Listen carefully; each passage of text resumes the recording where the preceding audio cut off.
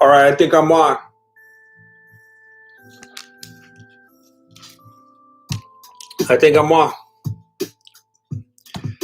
They said it couldn't be done, but I made it. I missed the preliminaries, but I'm here now. The first eight, the hateful eight. All right, we're blowing up. We're up to 13 now. Things are getting crazy.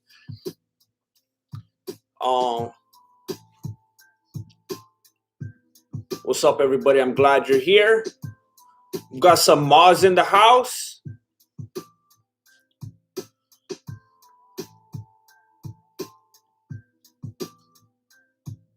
Why do you think you're annoying? You're not annoying. James Dallo, what's up? I offer you this. I keep seeing Sonic commercials, and to be honest, I don't know if I've ever had Sonic in my life. And the commercials are getting to me. I'm kind of wanting to try it. Come on.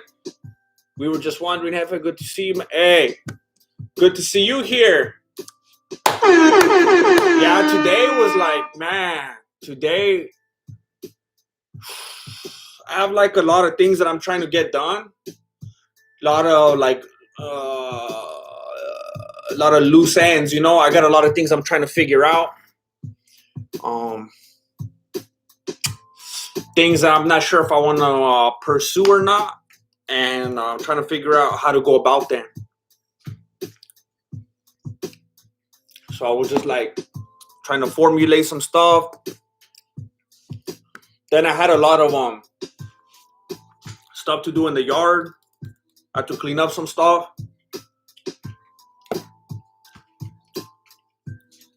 And then I kept falling asleep.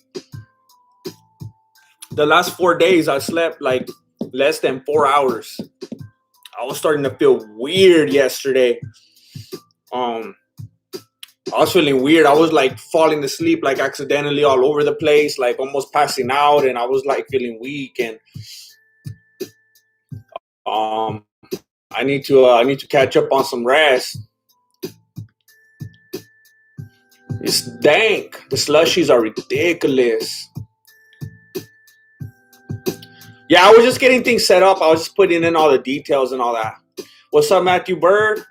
Just staying strong, just trying to hang in there. I was actually having like kind of a rough time yesterday because I was trying to I was like, man, Wednesday's gonna sneak up on me, and I'm not quite ready for Wednesday yet. So the next few days are gonna be like, whoo. I'm gonna be working hard trying to get something. Or I'll just do another 58-second video on Wednesday. I don't know. Taco spaghetti. Do you watch Talking Tom? Aren't they like, don't they have like taco spaghetti cheeseburgers or something like that? Talking Tom is funny.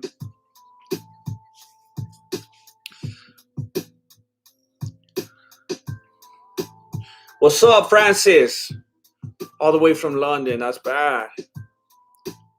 Did you see Bruce Leroy? I caught some of it as I was setting up. Yeah, it looked like he was pretty much controlling the whole thing. Yeah, I got some. I don't even know what they're called. There was some like weird weeds in the yard. There's like weeds that have like the I don't know, the root of it or whatever. It has like little spinas like all over it. Like if you look at it real close, they're like white and they're like prickly, like all over it. It looks like little blades or something. And I grabbed it. It was like some little spinas, like a million of them went into my hands, and it was like on fire. It was crazy. I don't think I ever saw that before. James Dallo. Good to see you living that shorts life. Hey, to be honest, I 1000% regret making that short, and I'm probably going to take it down. I'm not even playing. I'm not trying to be like, discouraged or like negative or anything, but I've been really, really, really proud of the way the channel's been going lately. I'm back to back hitting bigger numbers than ever. And then I uploaded that and it bombed, and I was like, I'm gonna take this off. Like I can't deal with that anymore. And I had actually started another channel because I watched that Spiffing Brit guy's thing. I made another channel and I didn't tell anybody because I was like, I'm just gonna see what happens. I made another channel and I uploaded a few shorts. Nothing. I think they already YouTube already caught up to it or something. Like not like the least views I've ever got in my life. Like even less than when I first started this channel. Like nothing. It was like, I don't know. It was pathetic. And I was like, all right, I'll try it on the main channel. So then I did that one yesterday on the main channel. So I don't know. Maybe I'm not a shorts guy. I did put it on TikTok though. I started putting stuff on TikTok. If any of you are if you're down with TikTok, hey, I can't. Grandmasters can't be choosers, you know. So if you want to, I'm gonna try to see what's up with TikTok. I started putting stuff on there, and it's pretty funny. Not my stuff. I'm not saying, oh yeah, I'm so funny. I'm saying like there's some funny stuff on there. I used to give TikTok a hard time. I was like, that's not for me. That's dumb. That's not my style. But I go on there sometimes and I'm like, hey, because when I first got on TikTok, it was like nothing but like every time I would get on, the homepage was just like a bunch of girls like getting naked and dancing. I was like, what the? I can't even get caught up like this. So I was like, I can't spend any time on here. And then I was talking to someone about it, and they're like, nah, you can't. They're like, you got to just like some other stuff so that it could change your homepage. And I was like, oh, maybe I should stop liking all these ladies. And so, like, it made sense to me. And then I started doing that and adjusting my feed. And I was like, oh, man, some of these fools are funny. So then I thought, if I'm going to make shorts, maybe I'll just throw them on TikTok, Twitter, and then I was gonna put it on Instagram as a reel. I didn't realize they're only 15 seconds long, so I was so mad. I thought for sure I was gonna have an Instagram reel, but it was 60 seconds long. R.I.P.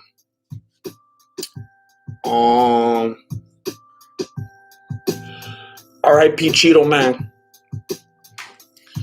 R.I.P. Cheeto Man. What's up, Ordinary Pete? Thank you, Ordinary P. Hey, I felt okay about it. Like, it's not really my style to do things short. I like to take my time with things, and like, I like to pace it a certain way and explore it and have fun with it, unravel it. You know, I would watch these TikTok fools, and I was like, I can't do that. Like, it's not my. I mean, unless I just like really dive into it and find my style or something. But I just felt like I can't do this kind of thing. But then I felt really good about the one yesterday, but I do remember the one short that I made before, like a couple months ago. The first week or two, whatever, it was like nothing happened. And then the short shelf picked it up and it started to get like tens of thousands of views. And I was like, all right, this is cool. But right now I'm just like I was saying, my videos have been doing so good lately that I saw that with the low numbers. I was like, I want to delete this. I'm embarrassed.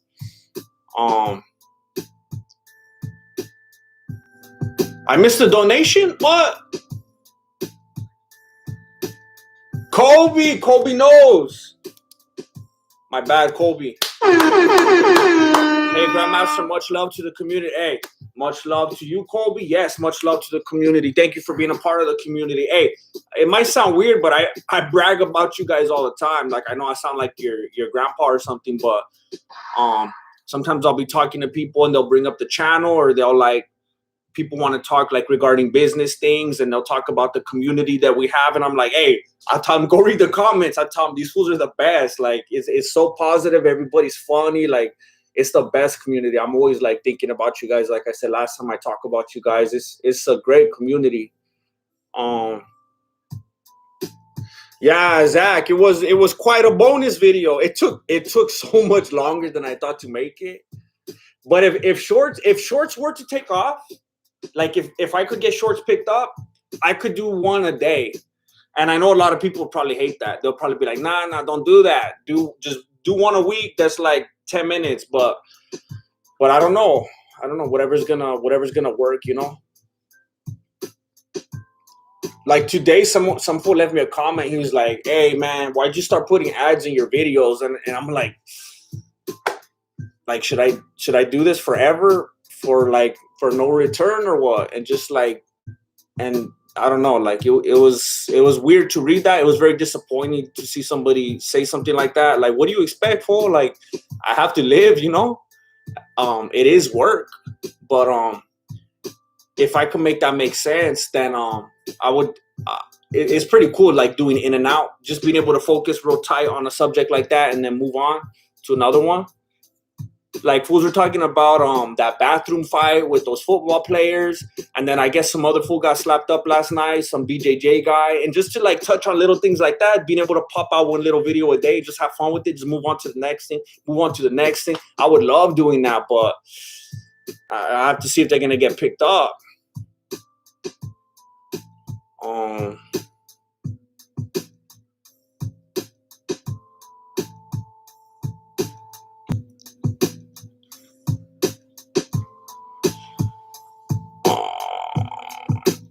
That's right. Chris Farley's bad. He's the best. Yeah, YouTube probably caught up to that shorts thing. They probably are like, hey, Spiffing Brit, like he's like, hey, I'm doing a good thing here. I'm helping people, and then he ends up like burning us in the long run, I guess. But at the same time, nobody would have known if he didn't say something. So yeah, Zach Hughes, your short has 700 views in less than a week. That's a lot. That's like a disgusting amount larger than the shorts that I had. Like not even in the same universe. Like my shorts didn't go anywhere on that new channel that I made. So congratulations. Kobe knows. Leave the Chris Farley up, bro. I appreciate the support. I appreciate it. I was okay with it. I liked it, but then I was like, man, I guess YouTube does it. Thank you for the encouragement. Jeremy Euler. Oh, you're the one that I said your name like all Mexican last time. This is for you, Chris Farley short, and for MMA, boy. Thank you, Jeremy Euler. Thank you so much. R.I.P. Chris Farley. This one's for you, Chris Farley.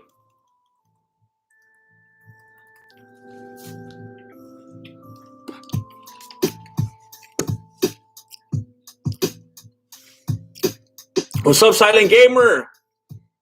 I didn't miss any other ones, did I? It's just taking me a while because I was backed up. See? No, I caught you on James. I saw you earlier, and then I had to go back.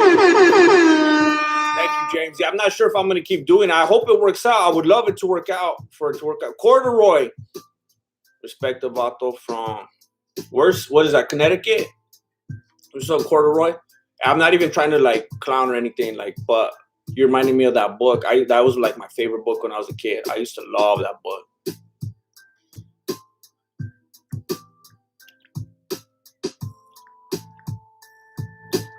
I'm just trying to make sure I didn't miss anybody. Oh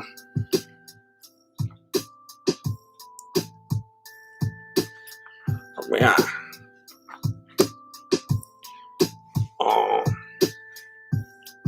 Hey, Dark Knight Rises, you're always mad. Dark Knight Rises is like the OG hate watcher. Like he's loyal to the end, but like he's always tripping.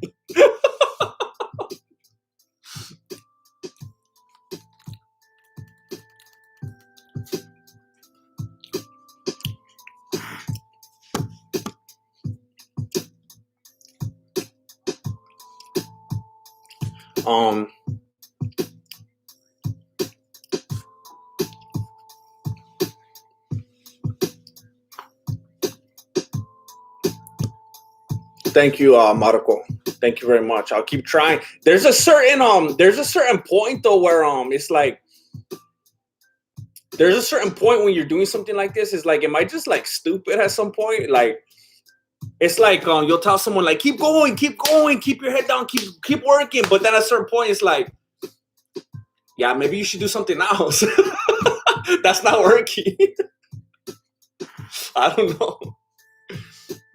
Put more ads. Put more ads. I don't know if I can.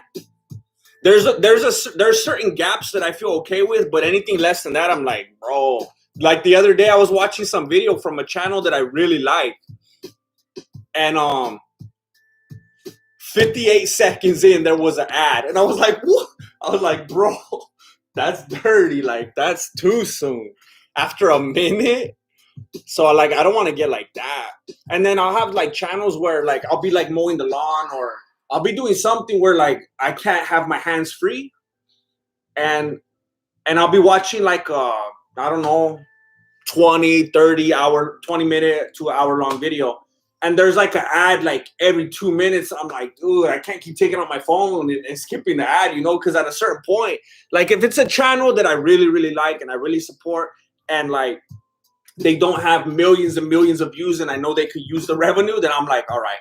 And I'll try to find something to do. Like Sensei said, when I watch like Sensei Seth's videos, when it comes to an ad, I'll be like, all right, I'm not gonna skip it. So I'll just go like do some dishes or something, like while my phone's right there on my Go Donut. And then I'll be like, all right, Seth, I'll just let it play and I'll do something. And then when it comes back on, then I'll watch the video. But if it's like a channel that has like 25 million views or something like that, and I'm in a hurry and I'm like, hey, I'm just trying to finish the sandwich real quick. I'm not trying to watch like, how some of those commercials are like 5 minutes long. And then by the time it's over, my sandwich is gone. So I don't want to get like that. But I don't know. I did talk to you guys a couple streams ago about at least adding more than I had in the past. And you guys were very supportive and encouraging about that. And I want to tell you, I saw that it did make a difference. A pretty significant difference. And I was like, man, I was stupid all this time. Like I should have added more. Like I'm not like PewDiePie or anything now, but it made a difference. And I was like, wow, I wonder if there's any more tweaks that I could do to figure this stuff out. Thank you. I offer you this.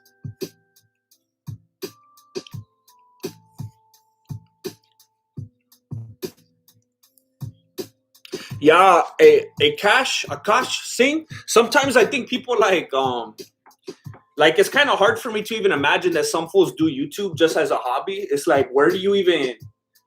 I don't even understand that life, having the time to do YouTube as a hobby. So whenever people tell me like, oh, you ran an ad, you sold out, bro. It's like, hey, this is my job. Like, do you do your job for free or what? Like, I don't even understand that. Like, people have the nerve to act like that. Like, hey, bro, I know you put 8 days of work into this video, and you're not even sleeping, and you did like a ridiculous amount of research, and editing and everything. But don't put an ad, bro. Don't sell out. What? That's so selfish. If it's like a stranger, I don't even care, because it's like, get out of here. You don't get it. But sometimes it'll be someone like, hey, man, I've been watching your videos for 3 years, but now you ran an ad and I'm out, bro. And it's like, what? That's dirty.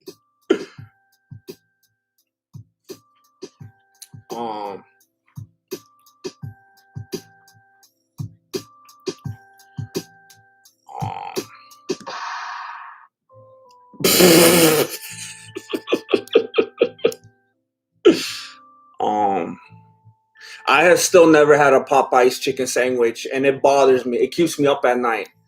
I don't know if you guys remember the homie Alex from Photo Studios. One time, me and him, we were going through a drive-thru. We were gonna go try them out at Popeyes, and they were like, "Hey, we don't got any more."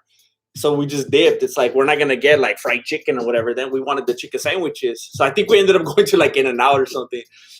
But that was the closest I ever got, and they had run out. Dave Brants, hey.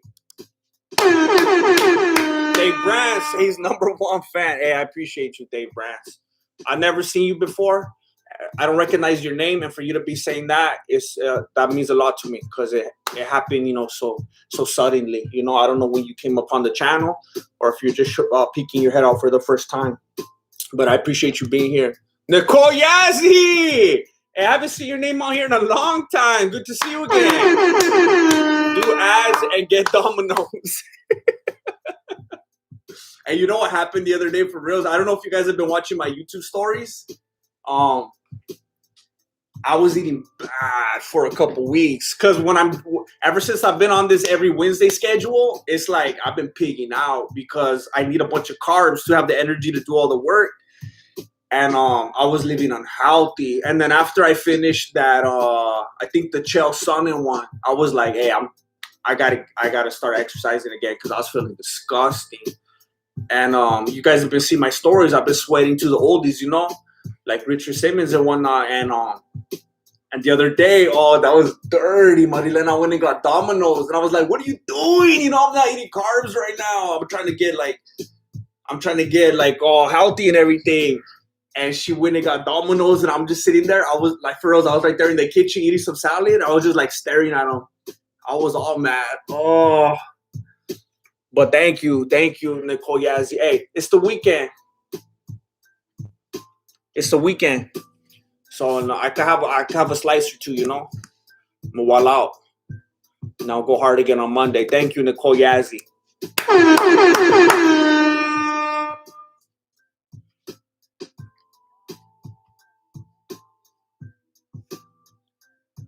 I always appreciate you, Colby. Always appreciate you. You're selling shorts in the Teespring store? No, not right now. Oh, you know what? I'm glad you brought that up, Sad Addict. That's my I don't think they offer shorts. But I was actually talking to X Marshall the other day, my sponsor, and some people were requesting that I get some spats made. And I told them, I was like, hey, people are talking about spats. What do you think about that? And they sent a design, and it's not their fault. It's my fault.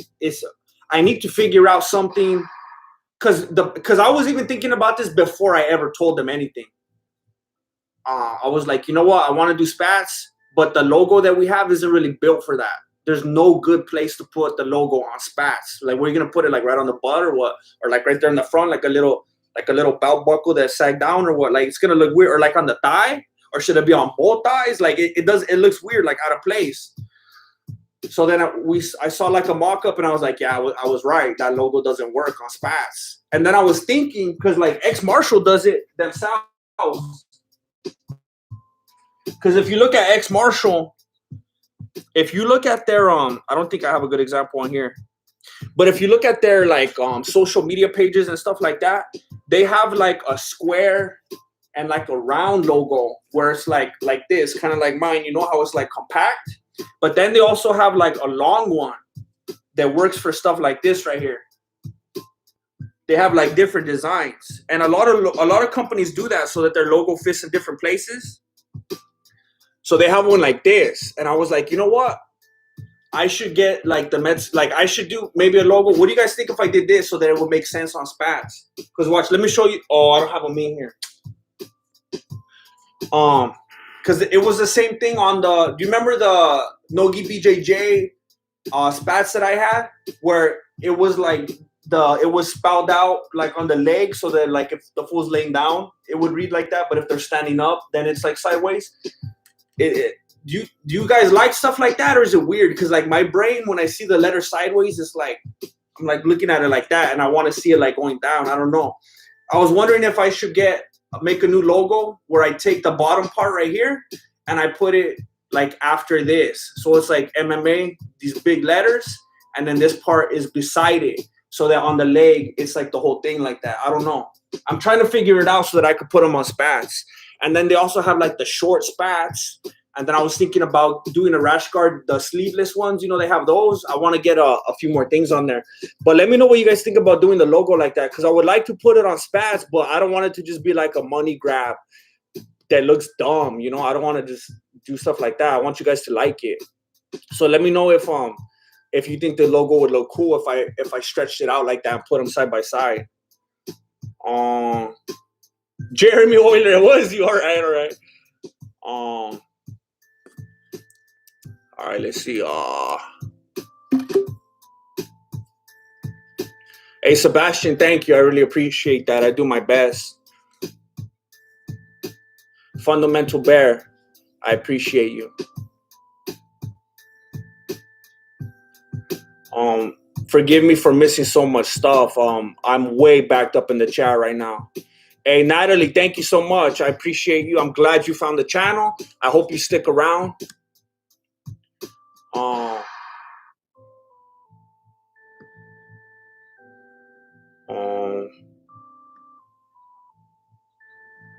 Colby knows. I'm just loyal and don't care about shout outs unless it's about Stylebender. Now say his name.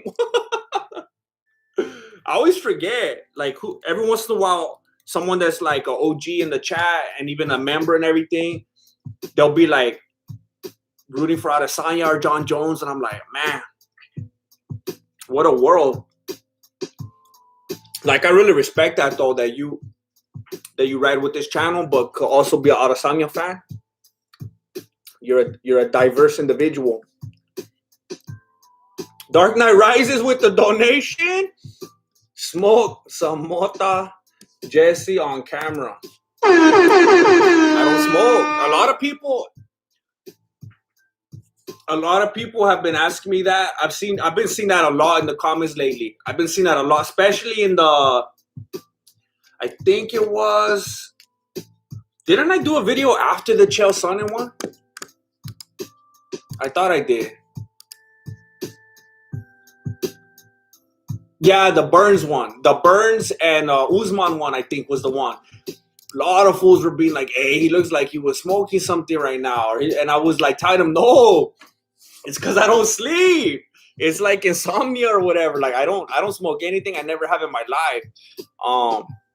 But I'm always like, I don't know. Everybody's different. But you know how it feels like when someone's saying something and it's just not true about yourself. And you're just like, but like, that's not the case with me. I'm trying to catch up so I can see if anybody had any feelings about the logo. I'm way behind.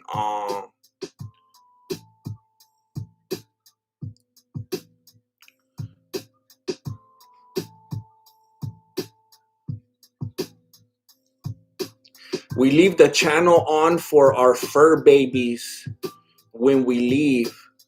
Oh, hope they're watching the ads out. Thank you for doing that, Nicole Yazzie. It makes a big difference. Thank you. I hope they enjoy it. Yeah, Riley Quinlan, we definitely will. It's always a matter of logistics. We definitely will. I really like Sensei Sad. Sad. What's up, John Lee?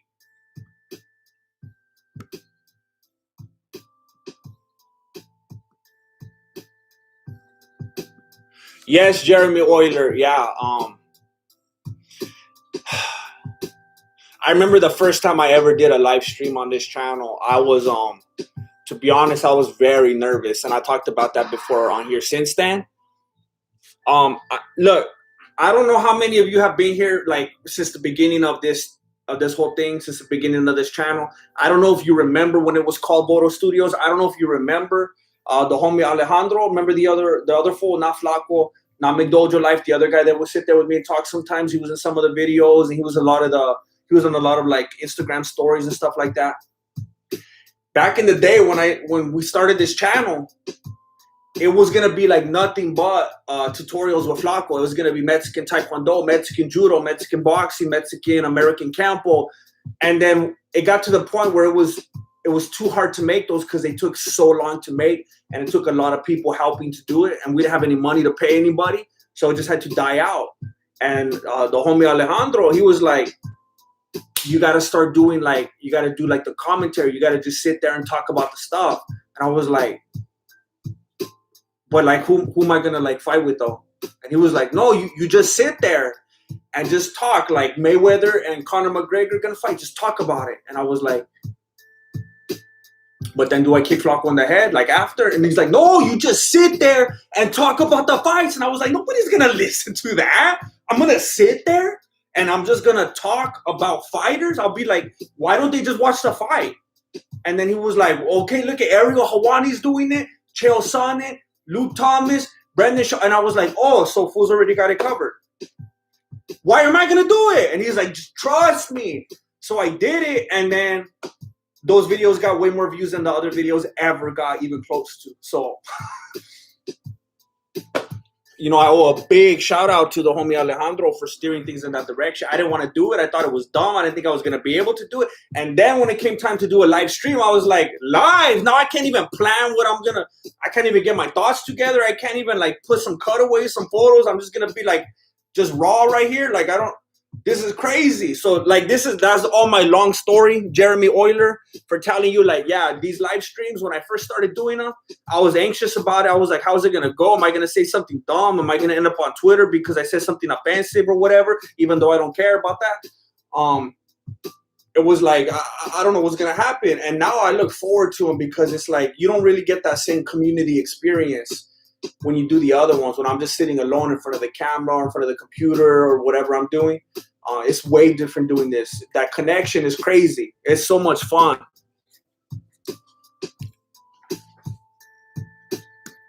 My girl really brought home some pecan cookies. I ain't rocking with it. Matthew Bird, you gotta try it home. I don't know about the cookies, but pecan pie, that's my favorite pie. Oh my goodness. Those ones from Costco. Oh my goodness, I get those big old like 20-inch across pecan pies. Oh my gosh. Oh, Omer, thank you, bro. Thank you. Jackie Chan or Bruce Lee. Hey. The level of disrespect. I did a poll on my community tab on the channel.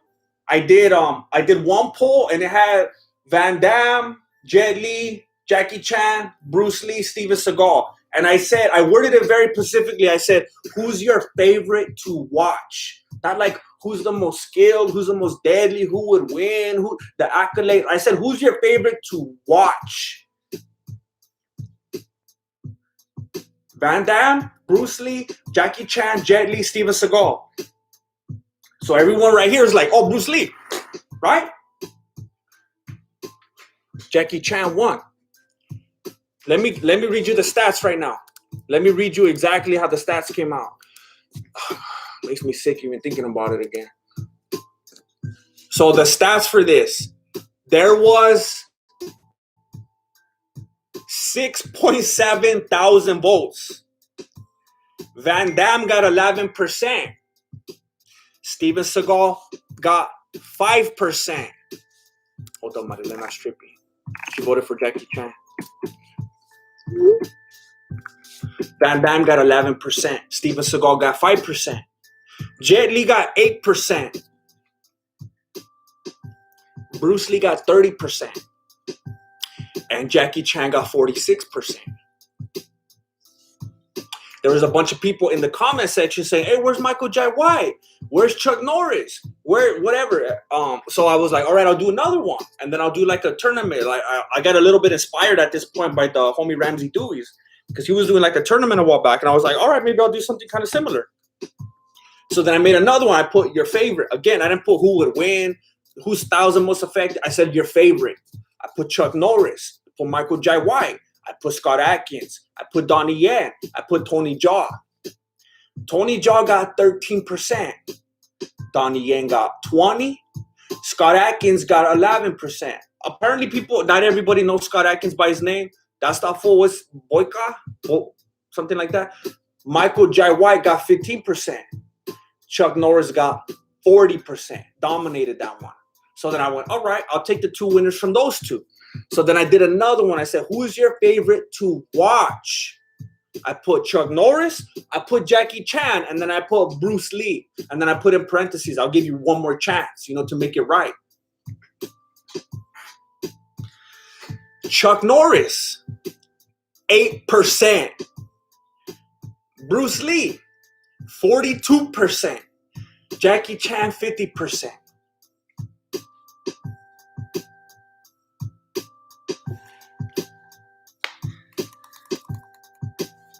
The homie said, stop the vote.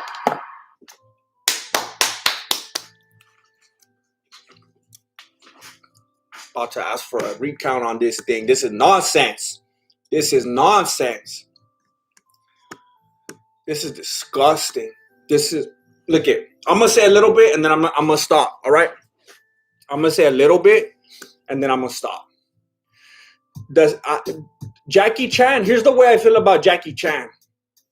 Here's the way that I feel about Jackie Chan.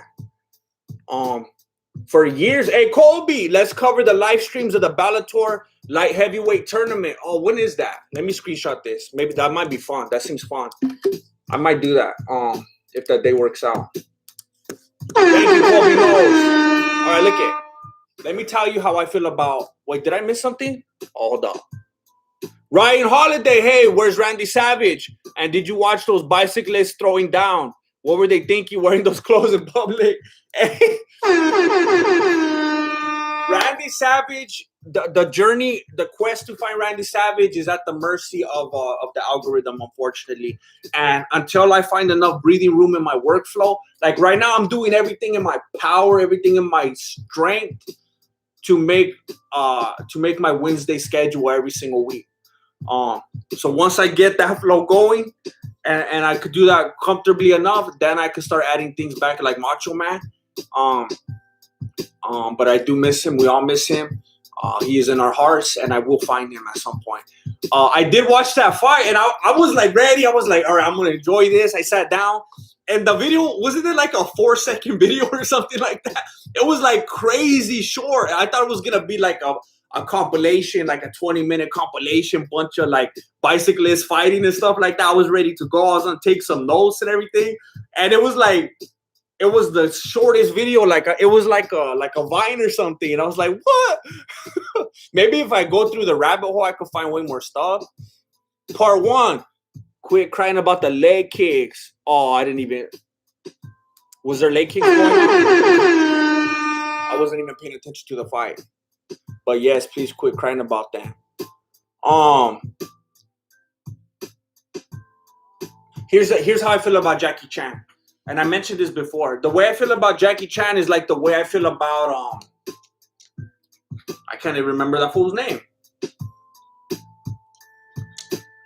What's up? Oh, the way I feel about Jackie Chan is like the same way I feel about Jimi Hendrix. Like, I've tried on so many different occasions to get into Hendrix, because it's like, you know, he's like such a legend. He, you know, shreds with his teeth and backwards and lights the stuff on fire and like tries to be Bob Dylan and everything, and like, and there's like some like such iconic things there. It's like, you know, I kind of want to get into that. I want to be able to appreciate that. But every time I listen, I'm like, I can't do it. Like it's just not there for me.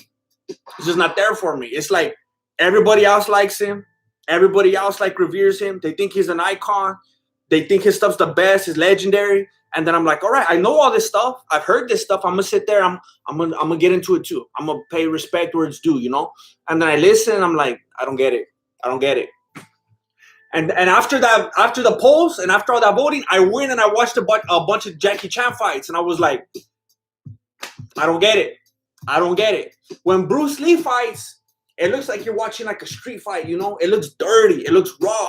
It looks like everything is like, it has passion and it has authority and power.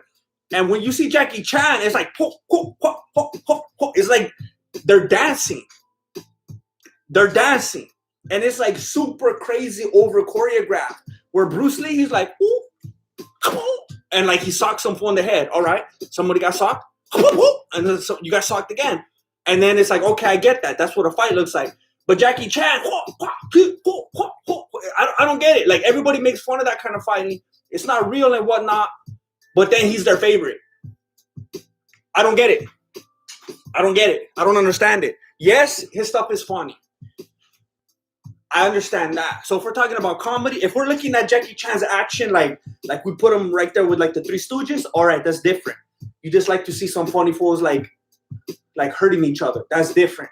But then you're gonna try to put him above Bruce Lee? Level of disrespect. Yeah, those were pot stickers, aka gyoza. I think they fall under the dumpling category. Yes, pot stickers is my favorite food in the world. Yes, and if you ever had pot stickers before and you thought they were gross, you're correct. In certain pot stickers are either the most unbelievable amazing, perfect things you've ever had in your life, or they're disgusting and they're the worst. You either know how to make them or you don't. So if you've ever tried them, you're like, they're trash, then the ones you had were trash. You got to go find the right ones. They're either the best or the worst. And I have a couple places where they're my go-tos, you know.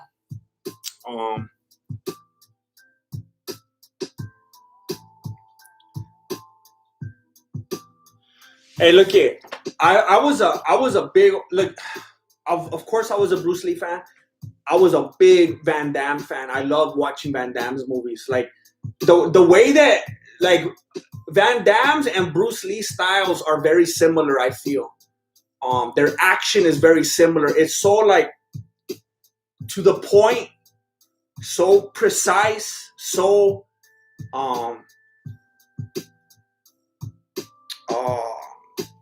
passionate, and like, because Jackie Chan just like move, dance, dip, block. Like it's so choreographed, and like Van Damme's and Bruce Lee's, I felt was like, it felt like a real fight.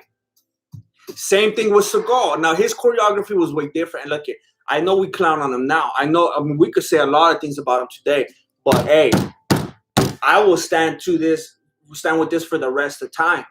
You cannot come against Steven Seagal's first 5 movies. You cannot come against Steven Seagal's first 5 movies. If you don't like them, then there's something that's broken inside of you that I can't fix. And I wanted to say this yesterday to some of the people that voted. For the people that voted for Jackie Chan, look, if you grew up with Jackie Chan and you watched all his stuff, you watched the cartoons and all that stuff, that's fine. But you gotta watch, like, I wish I could ask all of them, okay, you like Jackie Chan, you voted for Jackie Chan, but have you seen all 5 of Bruce Lee's movies? I don't want you to be, oh yeah, one time I saw Fist of Fury on the background on my tia's house. No. So you haven't seen the fight scenes of Game of Death. You haven't seen Bruce Lee getting down in the alley on Return of the Dragon. You haven't seen Bruce Lee fighting the guards in Enter the Dragon. All right, then don't even talk right now. Don't even talk right now. It doesn't matter. It's like who's talking about LeBron James, and you're like, what, did you see Michael Jordan play? And they're like, oh, that one fool, he was on the Wizards, right? And you're like, no. It's not the same. You got to have context. You got to understand what you're talking about, what you're voting for. I should have changed the voting age on my poll.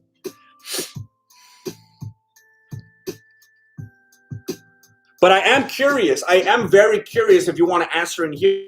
I'm very curious to know who has actually watched all 5 of Bruce Lee's movies.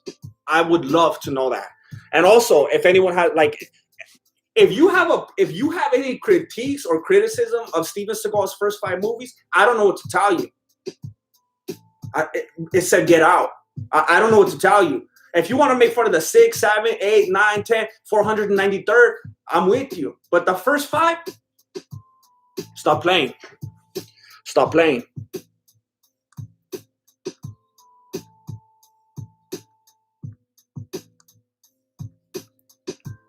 Okay, see, I missed some donations.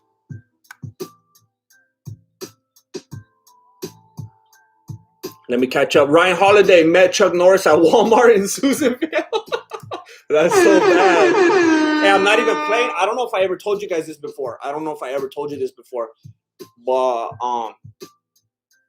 there's this guy that's a friend of the family. He's like basically like a deal. He's like super friend of the family from that I knew since I was like born, since I was like a little kid.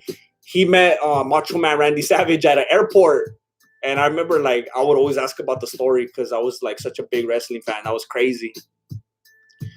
Colby knows. Just checking my lag. Is it me or are things being delayed?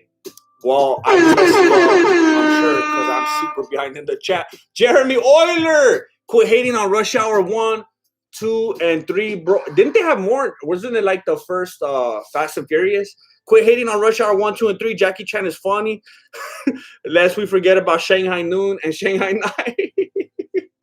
Look at, here's the funny thing. When I was a little kid, I always liked Jackie Chan. But I liked him the same way I liked like Jim Carrey. I just thought he's a funny guy. But I was never like, oh, look at that action. Like it just always seemed like acrobatics and dancing to me. But I liked him. I liked seeing him on the screen. Matthew Bird, so it's confirmed you're gonna do Kung Fu Breakdown Jackie Chan style. I was like this close to starting a breakdown on Jackie Chan versus what's that fool's name? Um, is it that Benny Urquidez fool? I was thinking about doing that. I don't. To be honest, I was watching it and I had like I was ready to start making some notes and possibly break that down. And I'm not even joking. I got too bored. I was like, I can't do this. Yeah, Billy the Kidder. I feel like I have like a lot of respect for Jimi Hendrix. And that's one of the things that makes me want to enjoy his work. And I hear these things that seem so cool, but then I hear the work and I'm like, I don't, it's like a chemical thing. Like, I don't get it. Why I don't like it. I don't understand it.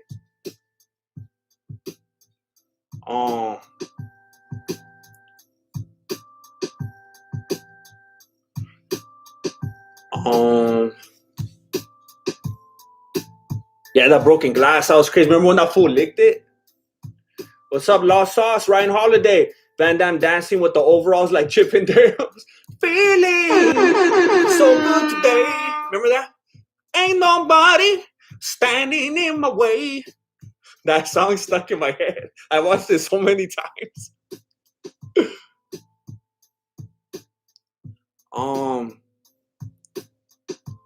I hope I didn't miss anybody. I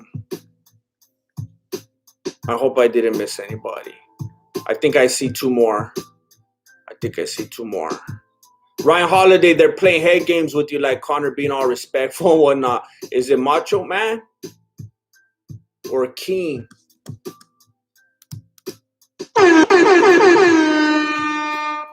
Wait, what? Is it Macho Man or King? King. I'm lost, bro. Who's King? Jerry the King Lawler? Rob A. Jackie took all his own damage. Look, see, like that too. Like the same thing I'm saying like about Hendrix. I got big respect for Jackie Chan for doing that. Like the most. I couldn't have. Like, to be honest, I could sit there like all day watching outtakes of his stunts, watching bloopers, watching stuff like that. But it's just like the choreography I'm not into. That's it. But I like Jackie Chan. And I have a lot of respect for his stuff. Like the work that goes into it. I just can't enjoy it like as a viewer though. And at the same time, there are some things that I noticed and that I heard that Bruce Lee had stunt doubles for that I was like, oh, Bruce, don't use a stunt double. You gotta be authentic, homie. Didn't Jackie Chan break his nose in making a movie? He broke like his whole body. Didn't he break his neck or something crazy at one point? Like something that like potentially life-threatening? I thought he broke something like crazy.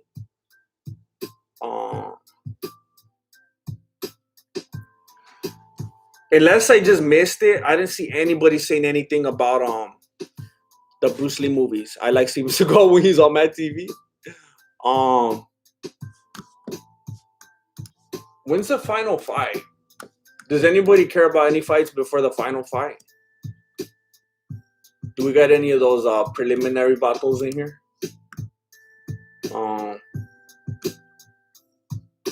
Let's see. I think this is the fight right before the last one. Okay, there's one after this. All right. Man, this is probably like the card that I know the least fools in ever. Like, I don't know anybody on this card.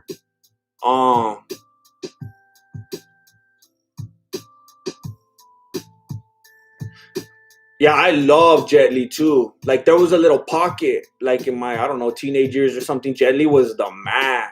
I really liked Jet Li. Jet Li was bad.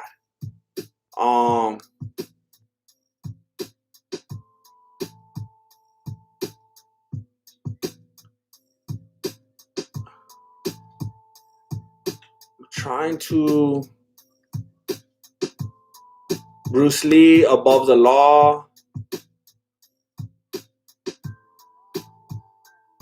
You've seen all the Bruce Lee movies. I've seen all the Bruce Lee movies. Bruce Lee versus Han. Look, I gotta be honest. I thought that was one of his lamest fights.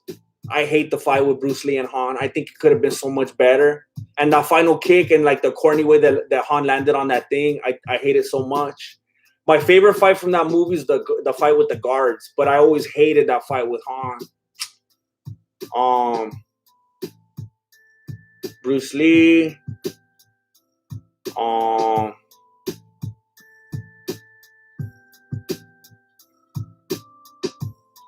The Green Hornet, yeah, that's crazy. Like, I remember that when I found out there was so much more footage aside from his 5 movies, and the fact that he was like a child actor too, like in Hong Kong, I was like, what? There was so much more stuff to discover.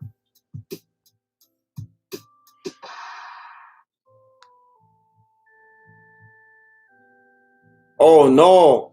Hey, Bob, Billy, it looks like Zach is helping you out with that. Either of you, please let me know if that does not work, and we'll do whatever we can to get you in there. Let me remind you, let me bring that up. Do I have that on my computer? I had to update it. There it is. Let me remind you, if you have any interest at all in being in the Discord, it's like a little thank you that I finally decided to make live after a lot of people were talking about it, for all of my YouTube members, people who are on the YouTube membership, and people who are patrons. There is a Discord. So if you go get on the page, Patreon or YouTube membership, and you just scroll down the community posts, you'll find the post I did about Discord, and it will be in there somewhere, so you can get to it.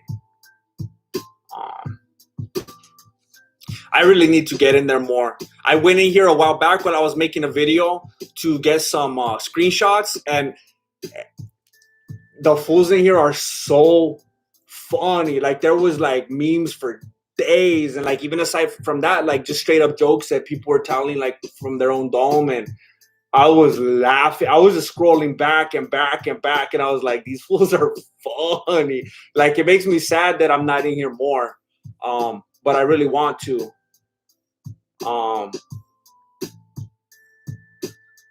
It looks like, wow.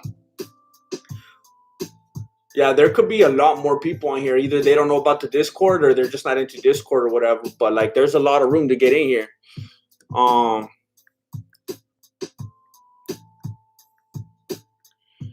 I don't know if anybody cares about this fight, but someone named De La Rosa is fighting someone named Bueno Silva right now.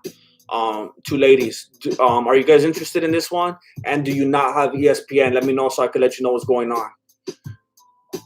I can't, for real, I can't believe after all that time, and like, yeah, like you would think that we would have seen Bruce Lee against Bolo.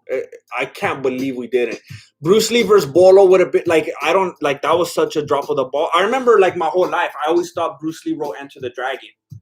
My whole life, I thought that he wrote it. And then I was doing some research the other day because I was going to try to put something together, and he didn't write it. I was like, what? Because I had heard this story that supposedly I thought that he had written a movie called The Silent Flute, and that turned into Enter the Dragon and like was renamed and all that. But I saw like some other person was getting credited for it, and everywhere I could find anything about it, it was naming the same writer over and over again. And Bruce Lee didn't write it. And I was like, what? I thought Bruce Lee wrote Return of the Dragon, Game of Death, and Enter the Dragon, but it looks like he only did that for Return of the Dragon.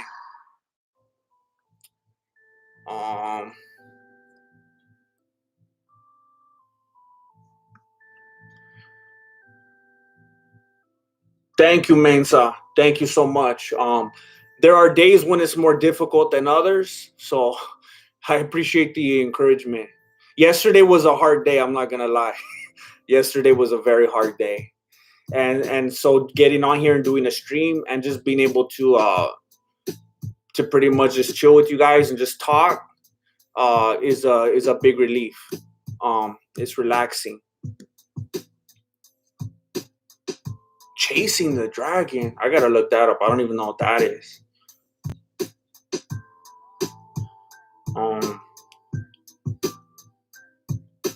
Nobody came here for the fight. Well, I do appreciate that. It means a lot coming from you, Dark Knight Rises.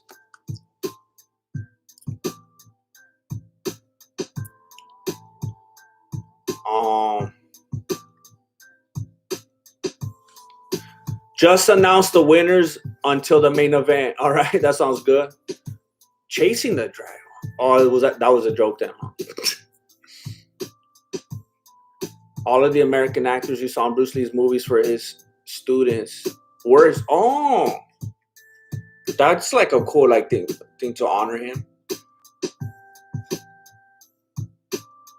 Are you doing any new interviews soon? Oh, like the one I did with like Conor. I was thinking of trying to do one with I don't know how much I want to say about it right now. I was thinking of possibly doing getting one done with Dana White. I'm gonna see if I could get in touch with them. I would love to interview Dana White. We'll see if I could do that.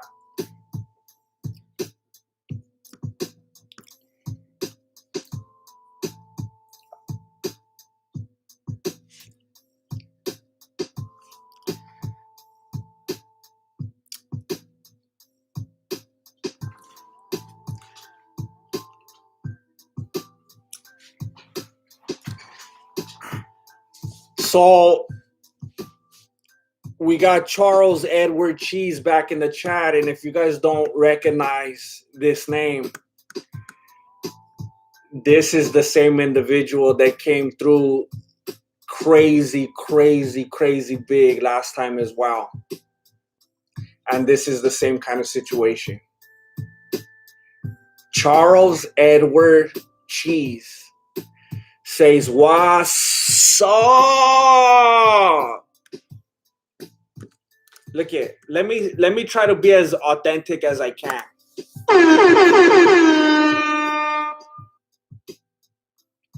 When I see a donation like this, I feel like there's no way that I'm gonna be able to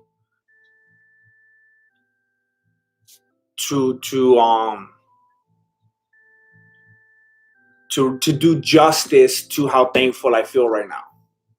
So when I see a donation like this, like I honestly don't know how to respond, because I don't want to take because I know this isn't why you're doing it. I know that's not why people are here.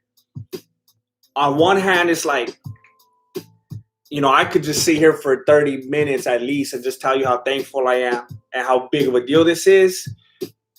But I know that's not why you're doing it. I know that's not what people come here to see. And on the other hand, I don't want to make it seem like I don't care, because you just blew my mind.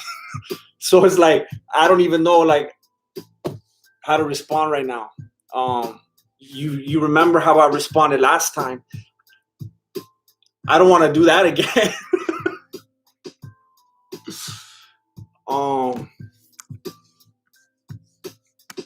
Charles Edward Cheese. Let me say this. This is how I'm gonna say thank you, Charles Edward Cheese. It's the same thing I was saying about Jimi Hendrix. It's the same thing I was saying about Jackie Chan. I remember my whole childhood, I was trying to get down with Chuck E. Cheese. I tried so hard, but I couldn't get down with the pizza. It just tasted like the pizza from school. I didn't understand it. I didn't understand why all my friends were always talking about it. I didn't understand why it was such a big deal.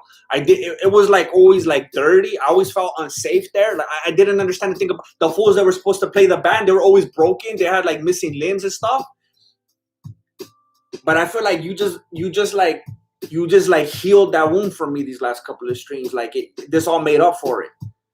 And I always had that problem. I always had that, I was looking for that closure, I didn't understand that gap. And I feel like it's been filled now. I feel like we're good, I feel like it's a part of my life that I can move on from now. Charles Edward Cheese, I want to say this to you in the clearest way that I possibly can. I touched on it last time. If there was ever going to be a month that I needed people to come through for me like this, it was February of 2021. And you came through. What people like you have done for me this month, all the people that have been contributing today and the last time, what you have done for me is what I was when I was like, sitting alone in my kitchen at like 4 a.m, wondering how I was gonna get done, and then all of a sudden you guys come along and get it done for me, and just like feel that need that I was like, what am I gonna do? So everybody tonight, Charles Edward Cheese, you guys have, I mean, even just by watching the videos, just by clicking like, just by commenting, by sharing, you guys have been changing my life, and you're continuing to do so. YouTube, I'm not a hired YouTube employee. I'm not signed to some network. I don't know if anybody sees like 100,000+ subscribers and think there's some like secret that you got it made and now all your stuff is paid. I don't know, but I literally wouldn't be able to do it if it wasn't like I'm completely funded by your guys' support and you guys sharing and liking and getting analytics up and stuff like that. So I'm constantly thankful for you. Thank you, everybody. Thank you, Charles Edward Cheese. Thank you so much.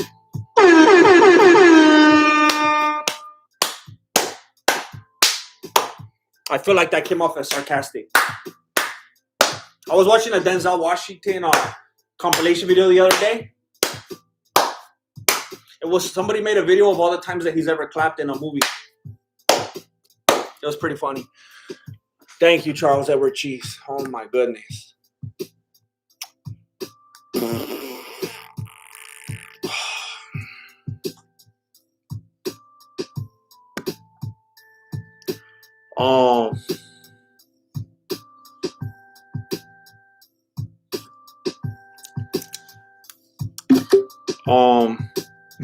Say, no, I mean, I'm trying to maintain myself.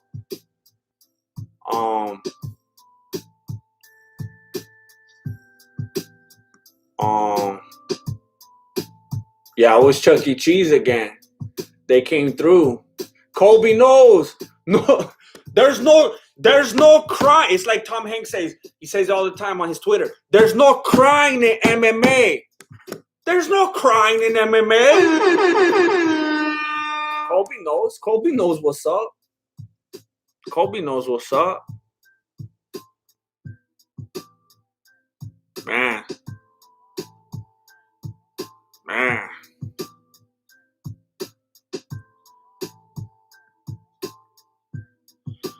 My goodness. Domo. I see more fights at Chuck E. Cheese than in the octagon.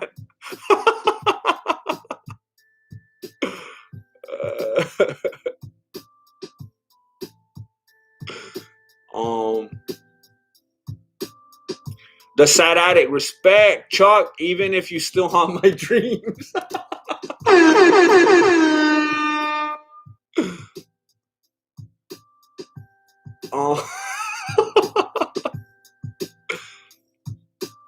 Braulio Cruz just joined the YouTube membership.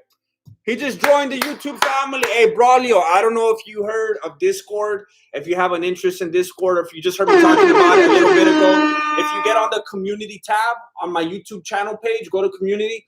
A few posts ago, I have the Discord link on there, so you could go get on the Discord. People are always in there talking about the fight, sharing memes and stuff like that. Thank you so much for joining the YouTube membership.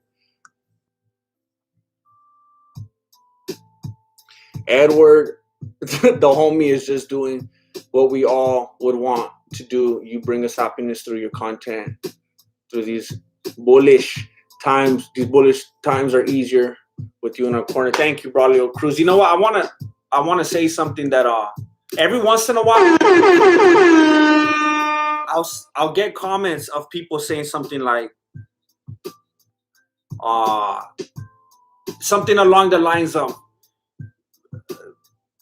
it's a difficult time, so this video did this for me, or it's I'm going through this, and this helped me feel this way, or because of these hard times. And I'm like, you don't like, I don't think about stuff like that, when I'm putting these things together. Trying to have some fun and be goofy and put dumb stuff in there. It's like I never think that it will impact someone that way. It's a big honor to hear stuff like that. So I know what it feels like to smile, to have something bring a smile. Majority draw. The ladies got a majority draw. I know what it feels like to feel down and to feel sad and to feel bored and to feel whatever, and to have something just genuinely make you feel good. And whenever I hear someone express that I was able to do something like that for them, it's like, oh, that's crazy. I could do that. So thank you for sharing that, Braulio. Mike Alfieri, good to see you.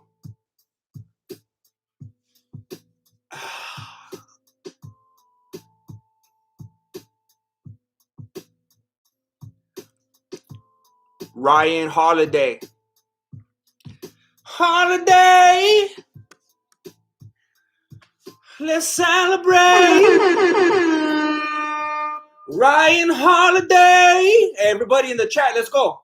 Ryan Holiday. To help me celebrate. Ryan Holiday. Oh my gosh, Ryan Holiday. If people are going to be sentenced to the worst, how is to live in one of those Chuck E. Cheese band members for eternity? Love and respect. Sorry about the rough day yesterday. Don't hesitate to open up for a minute. Hey, thank you, Ryan. Thank you, Ryan. Thank you, Ryan. Look at, I say the same kind of thing all the time. And look, this life I'm living, this is the life I've chosen.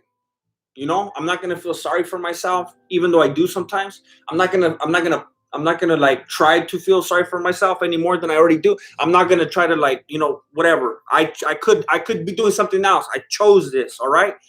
But again, like I said before, I'm just saying every time I'm doing a stream, I feel like these are the realest of the real, so I could just say the real stuff and open up, you know. I feel comfortable with you guys. But I feel like if I just had, like, I've had other jobs, obviously, in my life. Other jobs I had, it's like I got to get there at a certain time. I leave at a certain time. And I know I'm going to be okay. You know, there's benefits. They're paying you. They take out whatever taxes. You're good. You got your schedule. You get the evenings off or whatever. You get your weekends off or whatever. You're done. You know, it's easy. But, like, this life I've chosen, it's like, you live and die by your last upload, you know? So it's like, if I release a video and it gets like 100,000 views, 200,000 views, it's like, oh, good. I could like, this will be a positive week, you know? This will get me into the next one. This will do okay. This will help my analytics. But if it just bombs, then it's like, the whole rest of the week is like, it's like when I used to play sports or whatever in school. It's like, if we would lose, I would just be like destroyed until the next game where I could like redeem myself. So it's like, I know a lot of you feel that way, you competitors. You know that feeling, like until you have the next outing, it's like you're miserable. And yeah, it was a hard day yesterday, to be honest, because I've been hearing all these things about shorts. Do shorts. The shorts are taking off. Spitting Brit this, spitting Brit that. Put up the short. Okay, I put the short. And all my videos before that were doing so good. And I was like, I messed up. I should have stuck to my guns. I messed up my channel. What am I doing? I'm gonna delete it. Yeah, yesterday was not a fun one.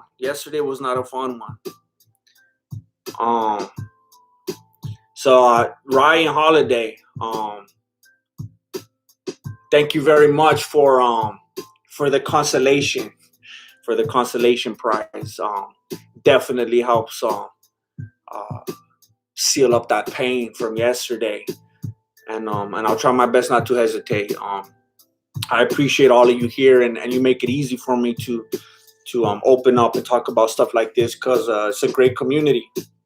It's a great community. Again, thank you so much, Ryan Holiday. Thank you for the consistent encouragement and support. Keigi Wong, I need the recipe for that elbow sopa. Oh man, it's I mean, it's just like any elbows. It's like any elbow. Like you go and like to Walmart or whatever, just get any of those like shells. It doesn't even matter what brand. Like every time I make it, it's like a different brand. So just get like any kind of those elbows. Then you got to let me see. You got to put the water in the pot, and I always put a bunch because I just like to just drink up the soup. Put up like you don't measure it. It's not like this many cups. You just fill it up. I fill it up to the point where I know that hopefully it won't spill over. I fill it as high as I can without it spilling over. And then I put in 2. I used to just do 1, but I like to put 2 for a little more flavor. I put 2 cans of tomato sauce in there, and then I put a bunch of salt and garlic seasoning and onion seasoning. And then I let that boil. I just keep stirring it. Once it's boiling, then I put in the elbows. And then I just keep, stirring that every once in a while or it gets stuck to the bottom. And then I'll try it every once in a while once it's like soft enough. And as I'm stirring it, I'll keep putting in a bunch more salt and onion seasoning and garlic seasoning. Then when I take it out and put it in the bowl, I'll put more salt and garlic seasoning and onion seasoning all over the top. And then a bunch of mayonnaise. I put salt and garlic seasoning and onion seasoning in every bowl. Even though it was already in there cooking, I put more on top in every bowl and then all the mayonnaise. That's it. It's pretty easy. It's really easy. All right, where we at? Thank you so much again, everybody, today for the contributions. It's amazing. Thank you, everybody.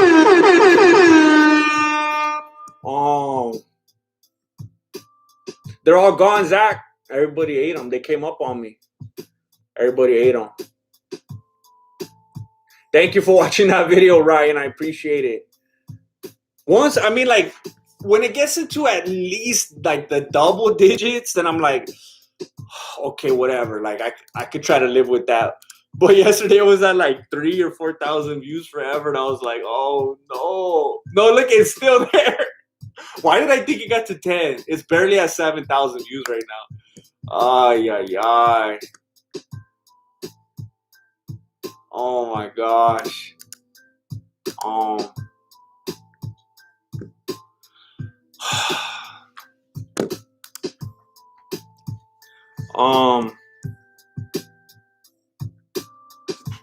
You're welcome, KG. I hope you can make it. I hope you enjoy it.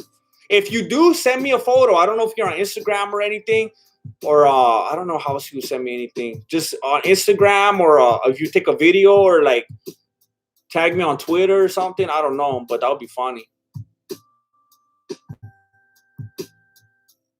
Thank you, XPB Jones.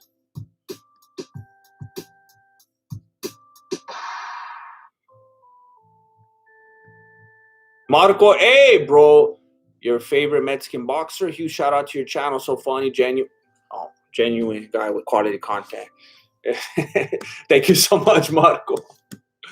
Thank you so much. Let me get you your air horn.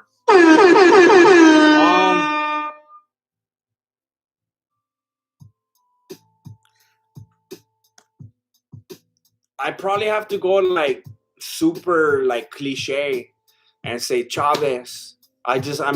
He's like the go-to. That's probably like what everyone says. That's probably like saying, well, who's your favorite basketball player in the day? Michael Jordan. I think it's got to be Julio Cesar Chavez. I think it has to. Those hooks to the body, man. I think it has to. Thank you so much for riding with the channel, Marco, for the support, for just watching. Thank you so much. I'm glad you're here. Oh, Zach, thank you. Thank you for sharing it. Hey, back in the day, I remember when I first started doing this, things started getting big first on Facebook. We get tens of thousands and then hundreds of thousands of views on Facebook. But we always had to boost it. We always had to put money into it. And we would get no views on YouTube. And I remember for the longest time, I was like, oh, we're going to be like a Facebook thing. It's just not going to take off on YouTube. All right, whatever. Then all of a sudden it started taking off, getting some traction on YouTube, and just like dead on Facebook, because Facebook wouldn't let us get any traction, any views, unless we kept paying them. It's like if you don't boost your thing, it's not gonna go anywhere. It's so weird. Like I like, one of the cool things about Facebook is like the shareability. It would have like on a video that did good, it would have like, some of them would have like thousands of shares, I think, and I'd be like, well, this is crazy. And YouTube doesn't really have that.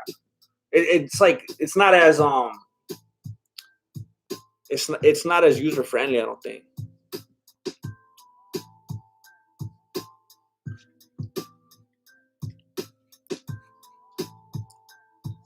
Dark Knight Rises, best UFC companion commentary on YouTube. We don't even talk about fights. I'm not sure if that's a compliment, Dark Knight Rises, but I'll take it. I'll take it. That's either level 9,000 trolling, or that's a compliment, but I like it either way. Thank you, Dark Knight Rises. Poured my heart and soul into music, even open. What? Our best YouTube video only got 500 views, just throwing some perspective.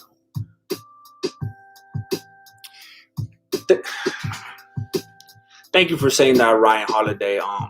At the same time, it makes me feel terrible, because I hate to hear that happened that way for you. I used to dabble in music myself back in the day, and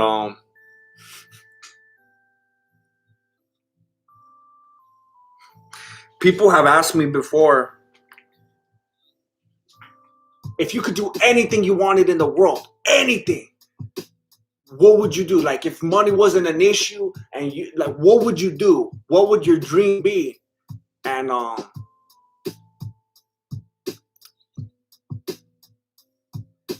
for me, it's probably be a singer-songwriter.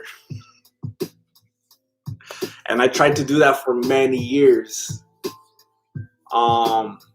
with little successes here and there. Many years, and poured a lot of money into it, poured a lot of money into it, poured a lot of time into it. Any resource I had did not pan out. And then one day I do it's so weird, like what I was trying to do with my life and what I thought I was gonna be and what I was gonna do to this. It's like, what happened?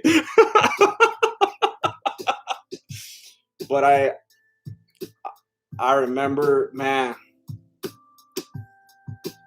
I don't know where you're at in your life right now, or if you're even like, I'm still trying, I have these goals, I still want to do this, or if you're like, nah, I'm done with it. I don't know, but I feel for that. I feel for you. I don't want to say I know exactly what that's like, because I wasn't exactly in the same position you are, but I'm aware of that sort of pain. I don't know how many things I sent to A&R people and labels and managers, but all the gigs, people liked them. All the gigs, it was like the best. It was like, oh, this is happening. All the little EPs and the burn discs, everybody liked. So it was like this. But every time I gave it to someone, they're like, nah. It's just like, how come they like them, but you don't like them? I don't know. Blair Davis with the appearance. I'm sorry you had a bad day yesterday. Yesterday I got told by my professor that I was acting non-human. And I'm in medical school. I do not think he was impressed with my performance. Oh, that's messed up. Have you guys seen that video that went viral lately? They talked about it on the H3 podcast. There was a student who was doing a Zoom class, and the professor started going off on the student and just yelling and acting like belittling the student and saying that she wasn't paying attention and stuff. And it turns out she was unable to hear, and she had like a hearing aid, and like she had to have someone interpret for her. And like, I don't think that fool knew. And he just went off on her. He started like just Like, and it reminded me of what you said right now, like the professor like being mean to you and actually calling you not human. People screen recorded that full and it went viral. I think he got fired or something. I don't know, but I don't understand that people like maybe, I don't know. Maybe he was clowning. I don't know. I don't know if he's a mean guy. And oh dang, that referee slapped that fool's hand. He was trying to grab on the cage.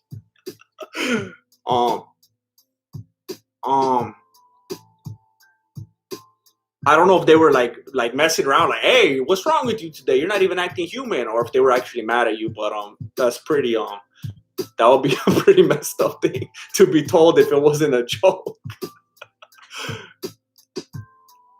Medical school, that's crazy. That's heavy stuff right there. I have a lot of respect for that. That's definitely not something that I would be able to do. But Blair Davis, I appreciate you, and I hope that at some point in the near future you will find ways to be more human in front of your professor. I don't know how to address that. I hope that you maybe are able to take the steps necessary for your professor to perceive you as more human than he has been in the past. I don't know. Maybe he's projecting. Maybe it's something that he's dealing with. I don't know. But I hope you continue to do well in medical school, and I hope that he will be impressed with your performance going forward. Or she. I don't know who this professor is.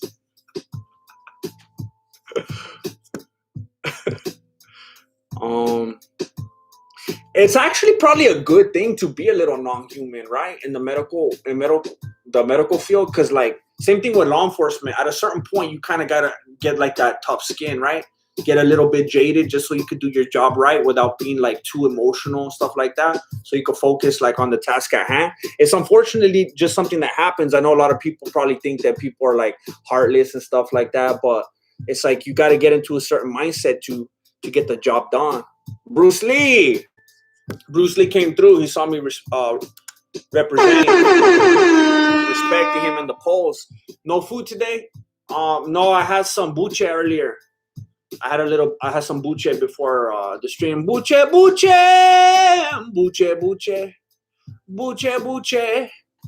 If you watch my YouTube stories, then you've already been knowing this. Right, holiday.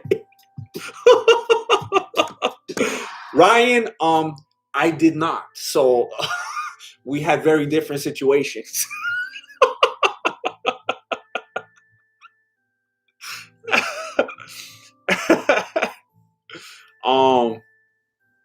Nelson Omuro.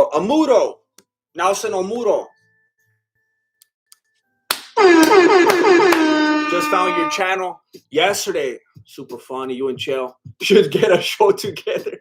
Can't wait to see a breakdown of the Adesanya loss to John in a week or so. That's what's up. Hey, Nelson knows the future. Thank you, Nelson. That's right. I was thinking about doing Adesanya versus Jan breakdown prediction, but then I was like, nah, I don't even want to start thinking about that fight until it takes place and I'm able to do the breakdown. Like I don't even want to. I'm too excited.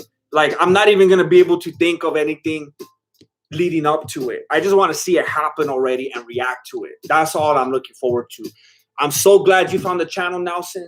I'm glad you like it. I'm glad to have you here. It always feels good when I see that. Like whenever I see a comment saying something like I just got here, it's like, oh, good. Like the channel is still growing. It still has potential. YouTube didn't completely like, what do they call it? They didn't completely blacklist me and hide me or whatever. It's very good to know that I still have the opportunity to have people discover me on here. So I'm so glad you're here, Nelson. Thank you. And I'm looking very much forward to that as well.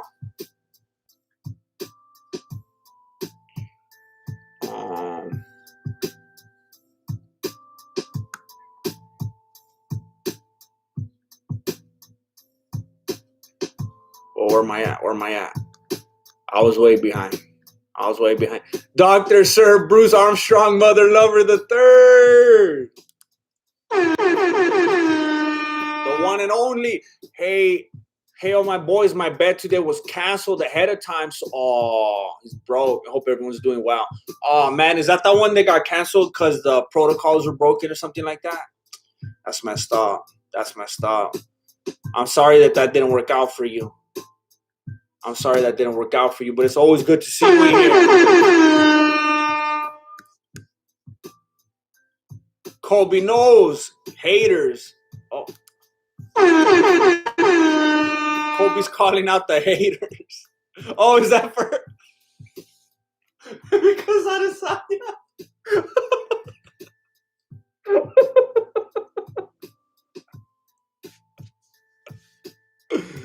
Kobe's calling out the haters.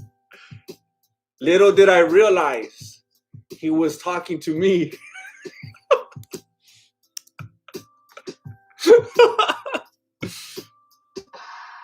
Oh, man.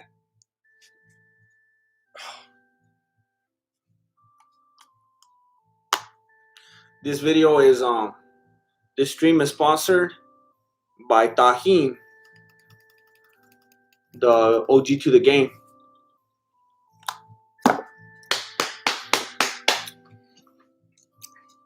Woo!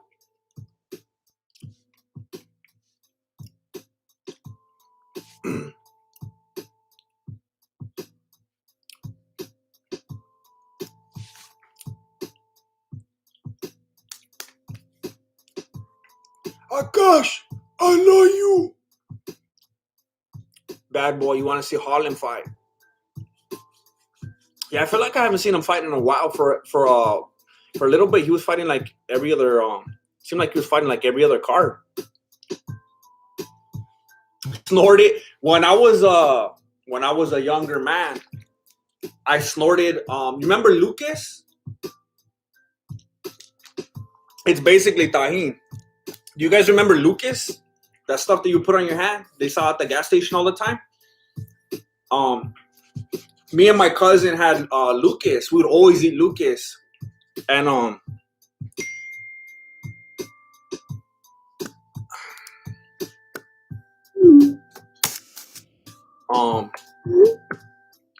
and I was, I remember how it happened. One time I spent the night at my cousin's house, and we each had a big old thing of Lucas, and we finished the whole thing that night. Within like an hour and a half, probably, we each finished our own whole thing of Lucas. And we threw up bad. Like, we were throwing up all night. We woke up, we went to sleep, and then we woke up, like, at the same time, just started throwing up. And then after that, I remember the next time, I was like, I can't eat Lucas anymore because I got myself sick. I'm going to throw up. So I was like, just let me smell it. I just want to smell some. So I got some of the homies, and I was smelling it, and I got too close. I'm not even lying. This wouldn't even be funny. It's not even like a funny joke. It happened. I went like that to smell it, and it went up my nose. I snorted a bunch. I had a big old headache. I almost threw up again.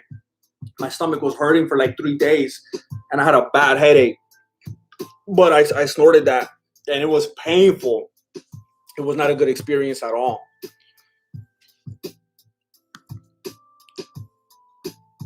Oh, dang. I love pickles. I love pickles, Nicole. I don't think I never even considered that. I don't think. I definitely haven't. I never have thought about doing that, but that sounds amazing. David Capico. The lemon, no, it was the red one, the chile one, Omar. But I used to get down with the lemon Lucas one all the time. I think I like the lemon one better. The lemon one, that was the best. We've all had those nights with Lucas.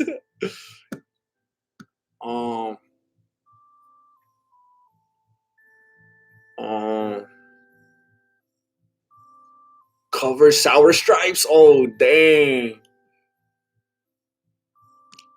Thought he makes you fart at night.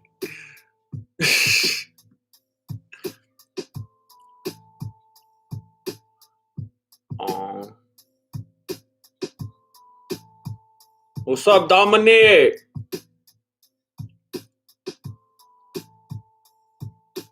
I ate a pint of Ben and Jerry's today. Gonna have a migraine tomorrow.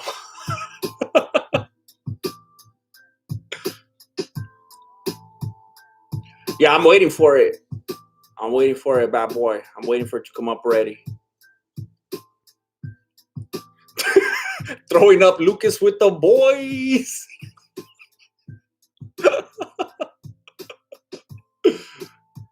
Chile powder.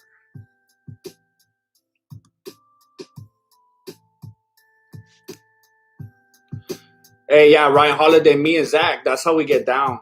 That's how we get down. It's like, what are you gonna have for dinner today? I'll have some diabetes with a side of broccoli. Like that's, I mean, I got to admit, I should speak for myself. I don't want to paint you to my corner, Zach. I don't want to paint you to my corner. But I know that sometimes on the chat we talk about food. Because I remember a while back, didn't you say the same thing? I remember a couple of streams ago you said you ate like a whole thing of ice cream. But I don't want to speak for you. I'll speak for myself. That's definitely how I get down at the potluck. You know, what do you want? I have the diabetes with the what you say, with the meatloaf and some of that fruit salad right there. Unfortunately, I like food too much. Like I was saying earlier, people always asking about the mota and whatnot, and I'm saying no, I don't get down with that stuff. I don't partake, but I eat bad. I eat too much. That's my vice right there. I need to be consistent. I've been making changes lately. I've been eating a lot of greenery.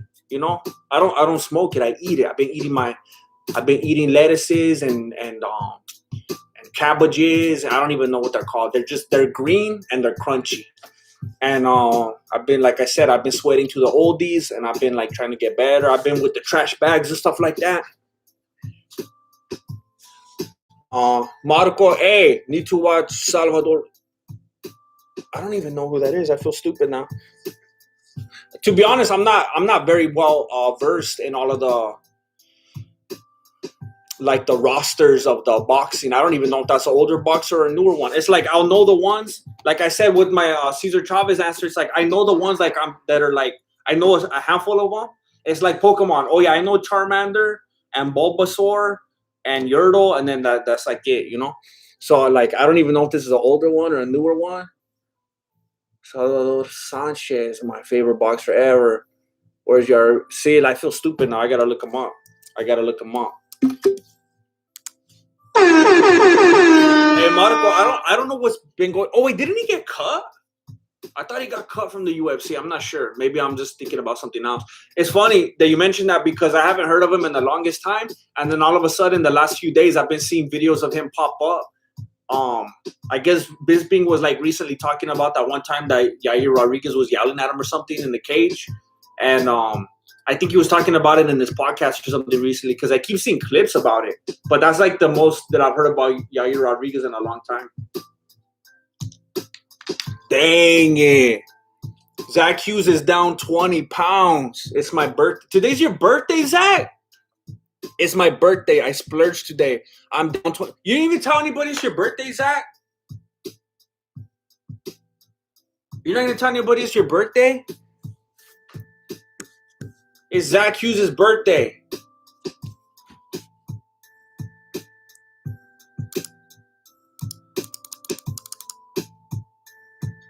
It's Zach's birthday. I don't even have anything planned.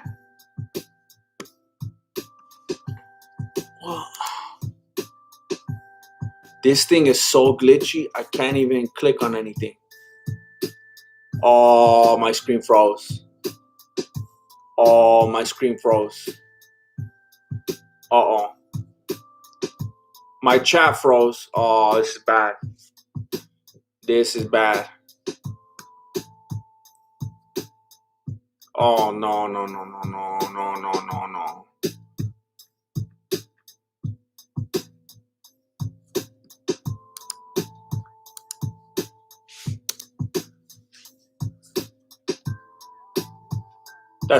Zach. That's for you, Zach. Oh, man.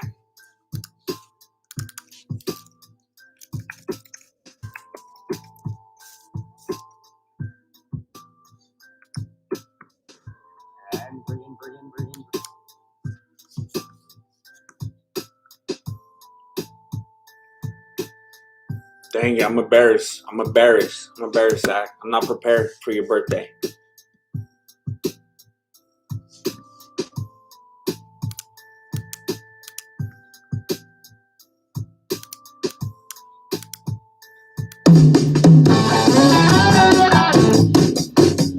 Well, I gotta keep going like this or I'm gonna get it taken down.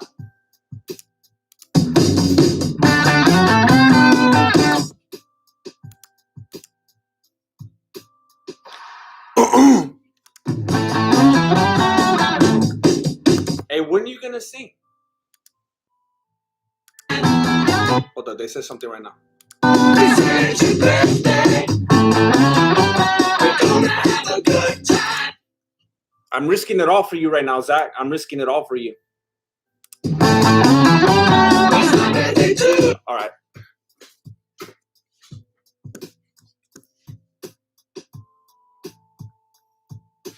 Yeah, happy birthday to the OG, the one and only Zach Hughes. The one and only Zach Hughes. Yeah, Zach, that's 20 pounds. I remember in 2016. In 2016, I lost 31 pounds.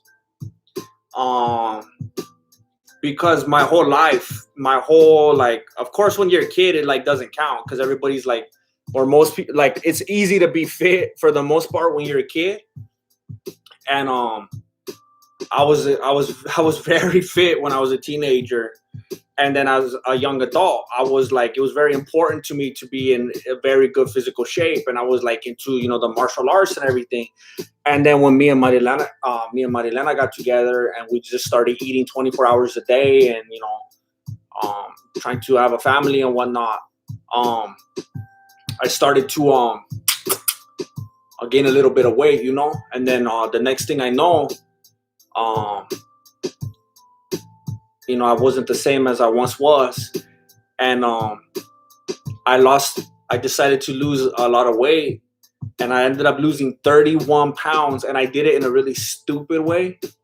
I did it like how I've been doing lately on my Instagram stories. I would wear like 5, 6, like it wasn't 1 or 2, it was like 5 or 6 trash bags and a sauna suit. I would even get trash bags and put my feet through them. I'd put them on my legs, and then I'd put the pants on top, have my beanie on, have my hoodie on, turn off all the fans, and I would hit the bag for an hour. I'd run for an hour and a half, 2 hours. I'd watch a whole movie. I'd do the stationary bike. I would do push-ups and everything in it, and I would drink nothing but water all day. I would eat nothing but salads all day, and that was a stupid way of doing it.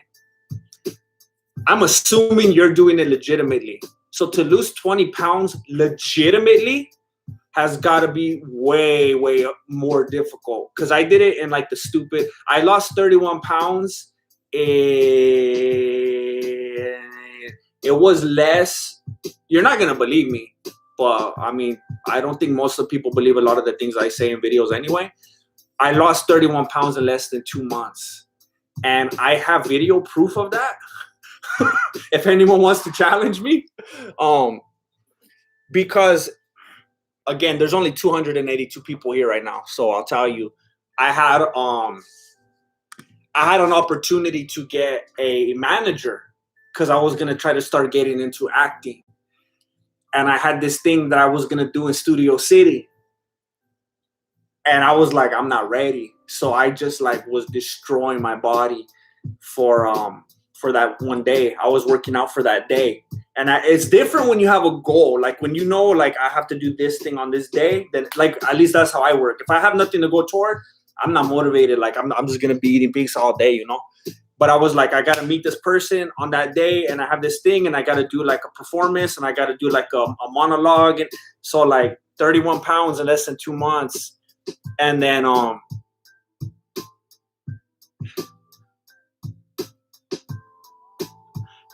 that meeting was successful, but then stuff happened after it that I wasn't down with, and things didn't work out, and I just started eating again.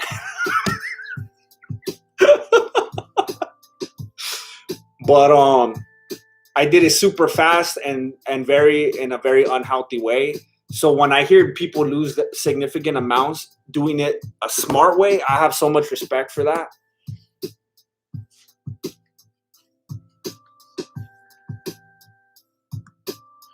150, but had to cut to 125. Yeah. Oh my gosh. Yeah. It's not fun. It's not fun. I lost 7 pounds in a day for a wrestling meet. Oh my gosh. Yeah. Do you, when you do it, when you lose that much weight that fast, do you start feeling it right here? When I'm doing it, I start to feel real hard right here. And I'm like, oh. I'll be on the bike and I'll be like, and I'll start to feel it. And then I'm like, that doesn't feel good. But I got 39 minutes to go. So let's do this. We'll just see what happens. I lost 30 pounds in 2019 and gained it all back in 20. I feel you, Zach. Yup. Joined a boxing gym in October after being in spot. Oh, what? Are you serious? After being, Zach, forgive me. If you I deal with this with people in my life all the time. Like Marilena, we'll have a conversation. And I'll be like, oh, for reals? And she'll be like, I just told you this. What do you mean for reals? You know this. And I'm like, oh, yeah. So if you told me this, please forgive me. But I don't remember you saying that you were inspired by me and Sensei said to do that. That's crazy. That means a lot to me. I also started intermittent fasting. I have a bunch more to go. Hey, Zach, how do you feel about that? How's that working out for you? I hear a lot about, so look at, I think intermittent fasting would be so easy for me because if I understand it, it just means you choose your window and you just eat in that and that's it. And you just stick with that. If that's the case, I basically already do intermittent fasting because when I wake up in the mornings, I just start trying to go hard and start working, start working on new videos, start shooting, start editing, start writing. And I don't stop. I don't even stop to take a break till like sometimes as early as 3, usually not till around 5. I'm just working. And then after 5, I'll eat and I'll try to make up for it a little bit. And then that's it. So am I already intermittent fasting, or is there also certain things you're supposed to and not supposed to eat? And how is it working out for you, Zach? I would love to have some details on that.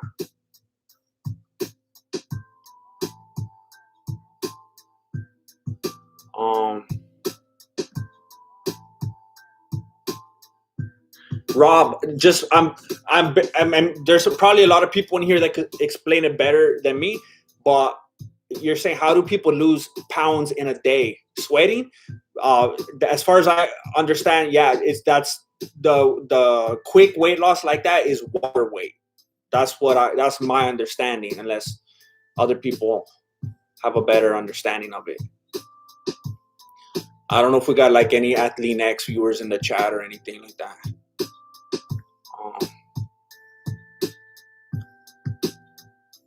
So the main event is finally going to come up right now. We're seeing some promos for it right now. No, I got it, JR. I got it. So look I went to Studio City. I had a meeting with not a manager, an agent, a talent agent. She liked me. She signed me. So I had an agent. I was officially like I had an acting agent. She sent me on a bunch of auditions I went on an audition for Subway. I went on an audition for Domino's. For Little Caesars. I remember that one because I had to go buy a orange shirt and some pants for that. I went on one for Hyundai.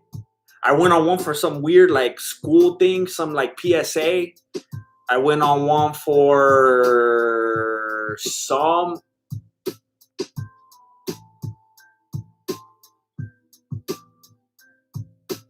something else. I don't know.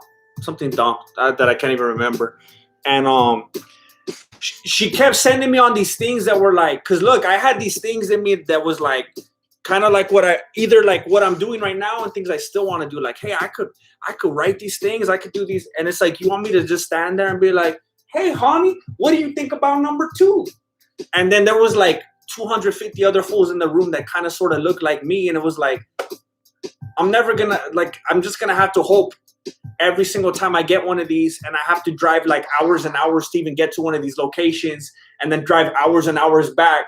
There's like 200, 300, 400 other people trying to get the same thing. We say 8 words. How am I gonna stand out? I'm gonna have to like get naked and start shouting and throwing stuff at the walls for them to even remember me. So it's like this, and I told her I was like this. I was like, you got anything like, I'm trying to get like on The Simpsons or something. Like you don't. I don't want to go to like another Subway commercial. Like this isn't working out. And then she sent me to this one thing.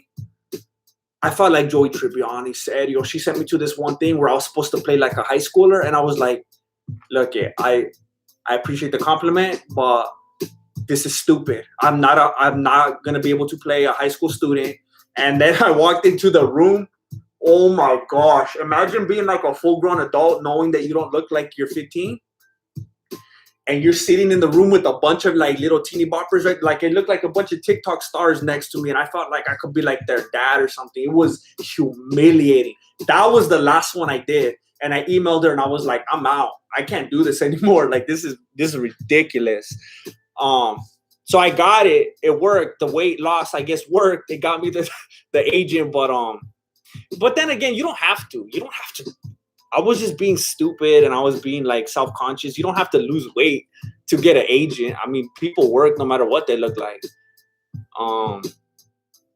But it was just a dumb experience. That wasn't the route I wanted to go.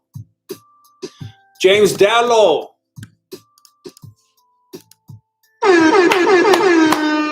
Your content has meant the world to me and to lots on here now during this crazy year. PayPal full. On behalf of all here and for that February welfare, James Dallo, thank you. Dude, James Dallo.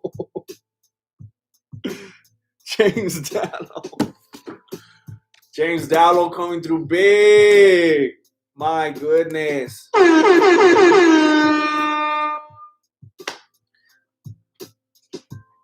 James Dallo.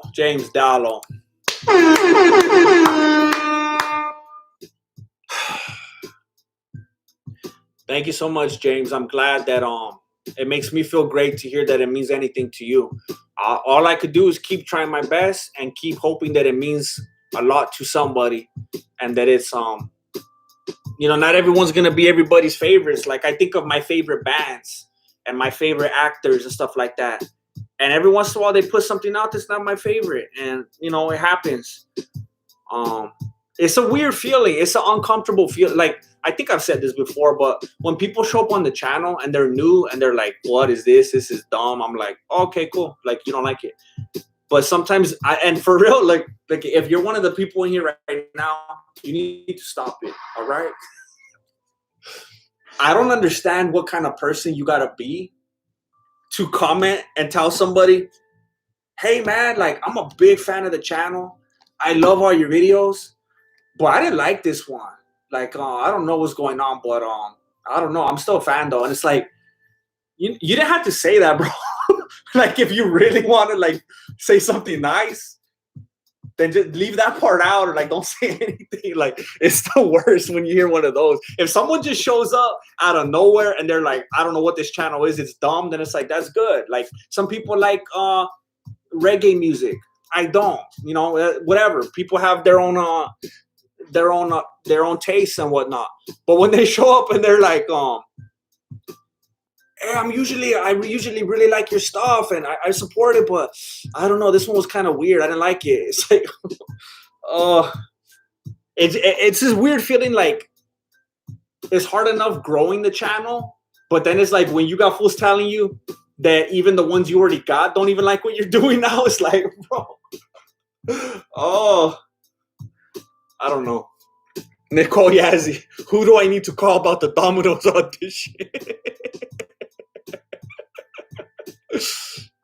You know what's funny, Nicole? I didn't even remember that till right now, how funny it is, how ironic it is that one of them was Domino's. I don't think I appreciated the humor in that at the time. I was just so like preoccupied with trying to get in the door.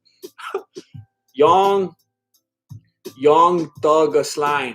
AGM, there's the main event coming up. Stop talking about being Jose Bieber. No, it's coming up right now. Rozenstruik, he's getting prepped up. They're gonna look at his nails and whatnot.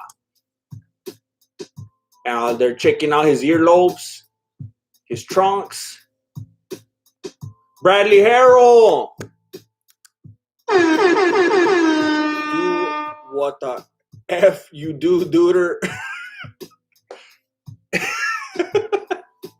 Bradley Harrell. GOAT status. Always. I don't think I say it enough. I really appreciate you, Bradley. I see you all the time in this chat. I see you in the comments, and you know, there's a lot of people in here. You get used to their faces and their names, and it's just really good to see these people pop up. And I thank you for the consistent support, Bradley. Thank you, Mr. Get Right. Thank you. I love you. Do you consider Brendan Schaub to be a comedian?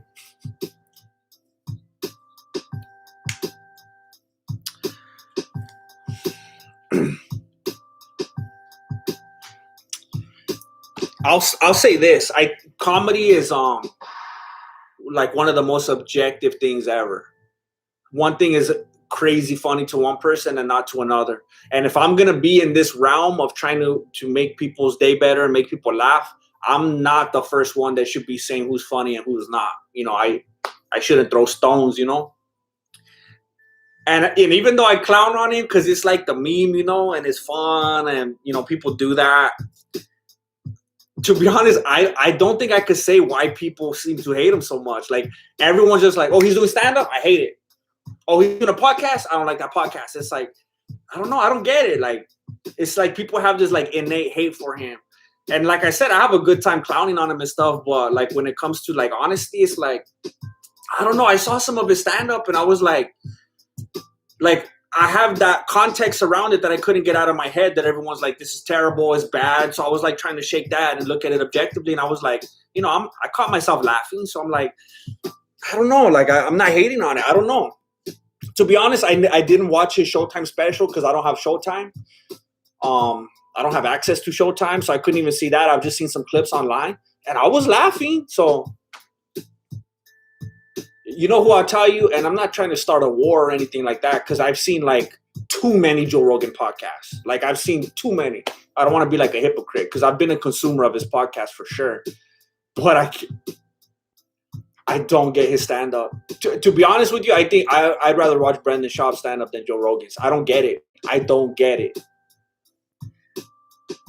I shouldn't even say that, though. Like I said, I shouldn't be one to... It's like if you take two musicians and one's saying that the other one's not a good musician. It's like, hey, let other people talk about that, you know?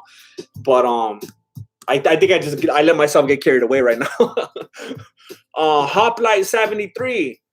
Hoplite 73. Always look forward to MMA Companion on Sunday. Oh, you have a lot of fans from Australia. I didn't even consider that it's going to be Sunday, or maybe it already is. I appreciate you, Hoplite 73. Thank you so much. Hello to Australia. It's so amazing to know that there's people over there watching. Thank you for the contribution.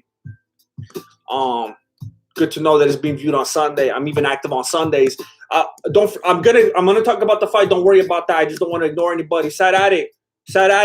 Hey, Grandmaster, who you got? Garbanzo, Rozenstruik, or Serial Gone? Garbanzo, Rozenstruik, or Serial Gone? Did I spell those right? I think you did. It looks fine to me. I don't know. I'm not watching it either. I'm going to go with Gane. I think Rozenstruik is still feeling that last strike to his dome.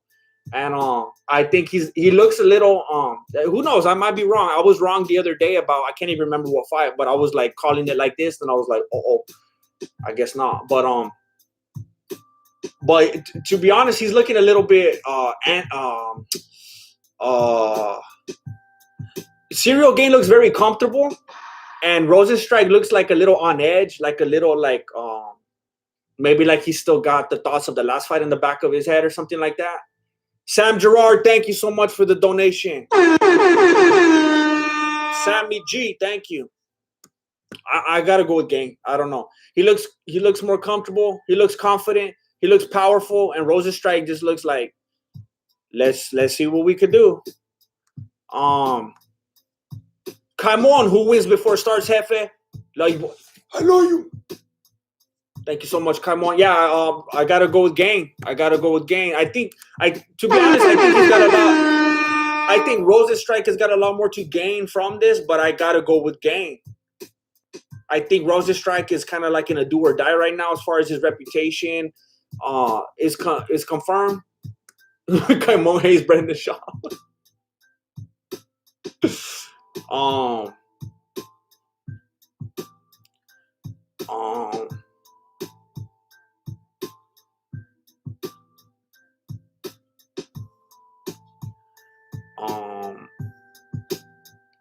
Oh, you guys probably want me to call this, huh? Is there a lot of you guys that aren't seeing this right now?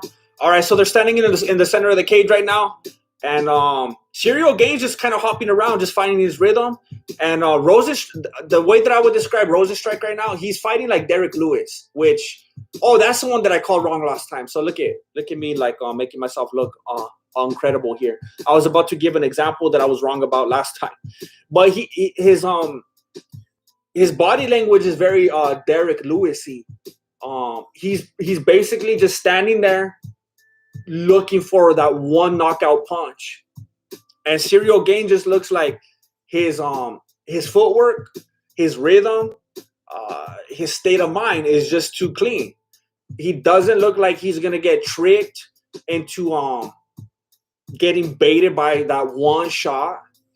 A little tip from Gane right there. Oh, he's calling it a cup shot. They bump hands. They're like, it's all right, whatever. Herb Dean, get out of the way. We're good. Someone says Joe Rogan does stand up. Yeah, it's weird. Like, I would rather watch his podcast any day. Like, if it's like, do you want to watch his podcast or listen to the stand up? I'll just watch the podcast. But I just don't get the comedy thing, and it's like I don't understand it, and it almost makes me feel bad for him.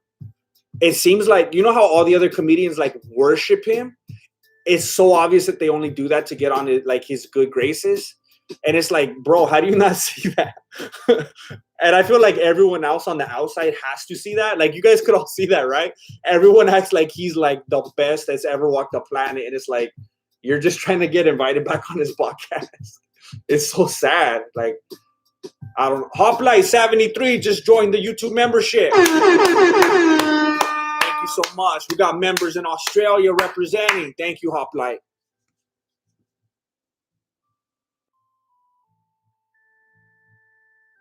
Chris Banos, there's a fight on?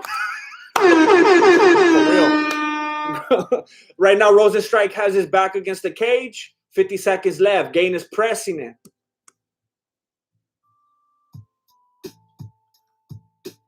Come on. Gone. Not Gane. Gane versus Jones if Stipe takes a year.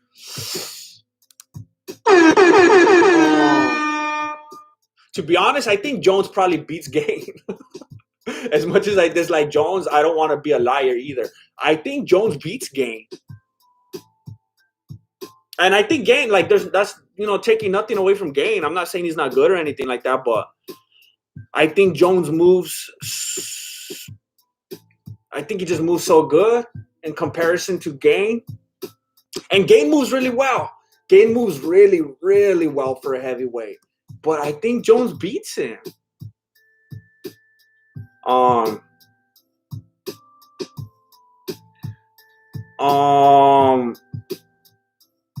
of my favorite comedians is probably Brian Callen. He's definitely one of my favorites. And the other day he commented on one of my comments, and I was like, I don't know. I was like fanboying. I commented, and he left a comment on my comment. He said something like, bro, you're everywhere. And he goes, thanks for the support. And I was like, wait a minute, I'm everywhere? That means, like, he noticed me? I was, like, so happy. Like, that fool knows I exist? Like, the fact that he said you're everywhere, and that must mean that he's been seeing me in different places. I got stuck in his head. I was like, oh, dang. Like, I can't even tell you, like, he's like, like way up there to me. Like I'm a big fan. So for him to say that, I was like, my mind was blown. I screenshotted it and everything. Oh, you saw that, Ordinary Pete? That was crazy. It was so cool. I like Theo Von a lot too. Theo Von probably has my favorite podcast. He's such a real dude. I really, really like Theo. Colby knows you need to hold a Q&A midweek that we talk about. That way we talk about the fights and fight night.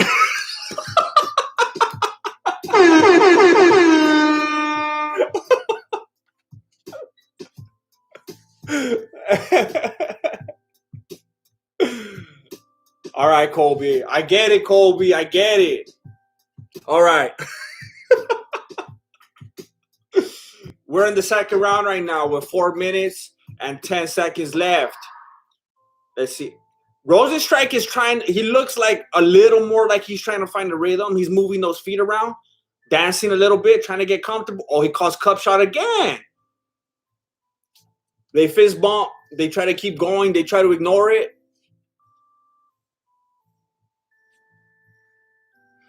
Nice left, straight from. Oh no, that was a jab. Nice. A couple of kicks from Gane. Gane staying active. Rozenstruik is just waiting for that one strike. That one strike.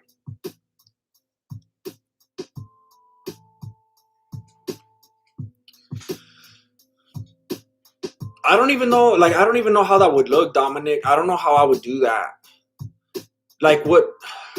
Like what? Like actually, like interviewing fighters? I don't know. That would get interesting though, because a lot of them probably wouldn't know how to respond to me.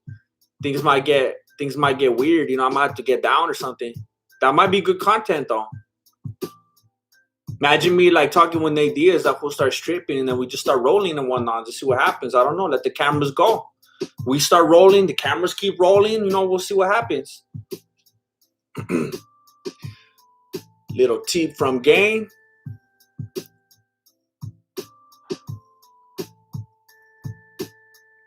Is a nice jab, yeah. Matthew, I said it before. I'm a lover, not a fighter. You know, I don't fight unless I'm backed into a corner. I'm not like I watch it and stuff. I'll have fun with the content, but at the end of the day, I'm a sensei. You know, I like to preserve life. Not that's like my thing right there. That's how I'll put it in a nutshell. I like to preserve life, not take it. I'm trying to preserve a life, not take a life. You know, that's how I look at it. So I'm not trying to like sign a contract and go fight with some fool at this predetermined day and time. I'm trying to save a life, not take a life. You know, I used to listen to the Fray back in high school. How to save a life. You know, that's how I get down. That's what's in my heart. You know, so that's how I'll break it down.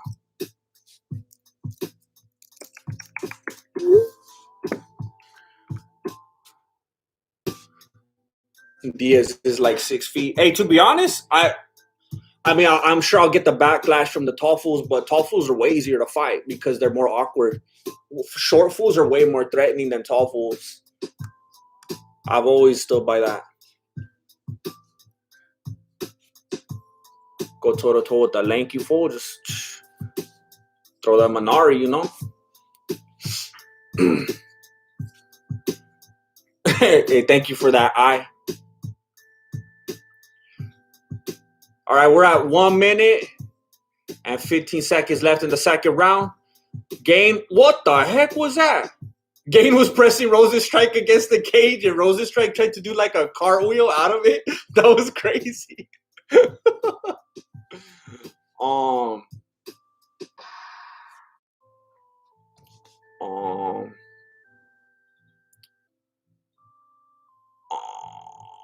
Bum, bum, bum, bum. Bum, bum, bum. Small fool's angles are hard to predict. That's right, Dominic.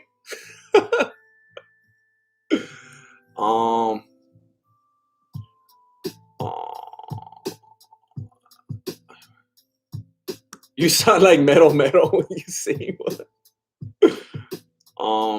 Small fools got more aggression to take out on the world too, for real.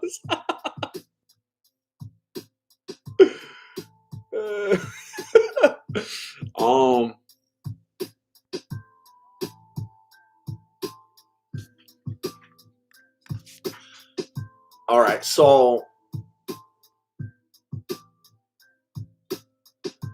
right now the commentators are saying that they're anticipating that when Rozenstruik goes back to his corner, that his coaches are going to be like, hey, did you come to fight or what? Are you going to show us something? What are you doing? I told you he's fighting like Derek Lewis. I can't wait till my zip-up hoodie gets here. I can't. I want to get my own. I don't even have one yet. I hope you like his. I bit my cheek. I hope you like his act. When you get it, please like tag me or something. Send a photo or something. I'd love to see that. I don't think I've seen. I've had people tell me that they bought a zip-up, but I haven't seen an actual one yet. Like I've just seen it on the website.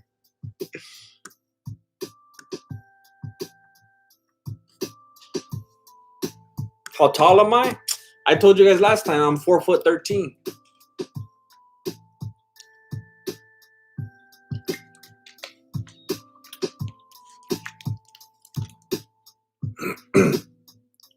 All right, we're going into the third round right now. Uh-oh, it's freezing again. Uh-oh. Oh, there we go.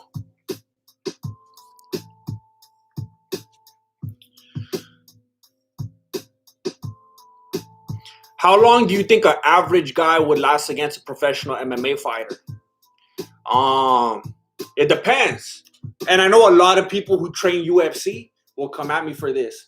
But when you say average guy, do you mean like super, like actually average, like doesn't train in any kind of martial arts?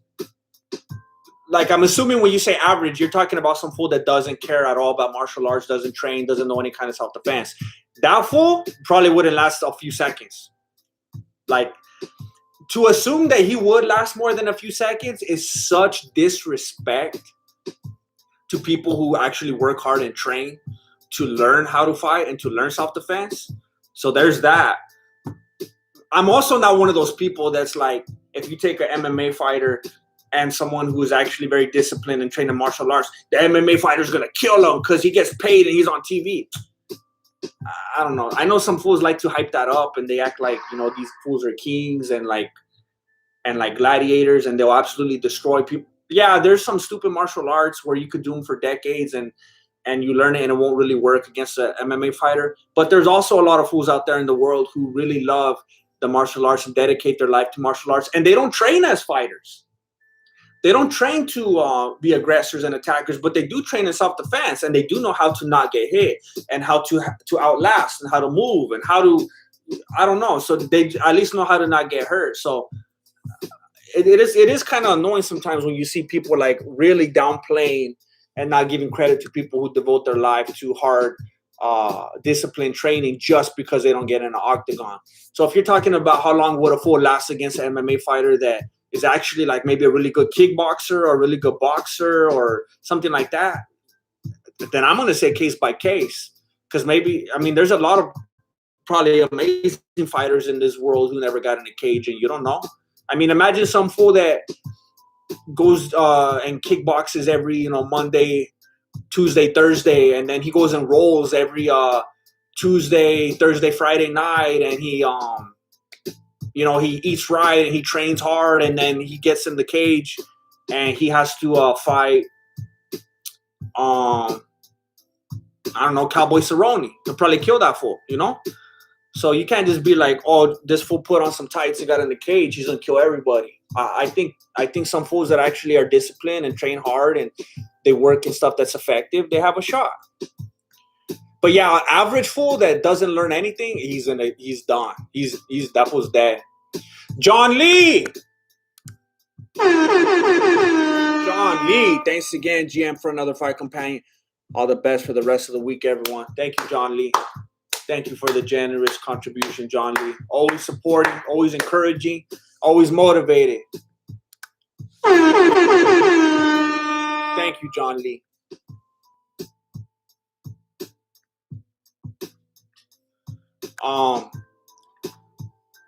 They're playing patty cake right now. There's only 1:40 left in the third round.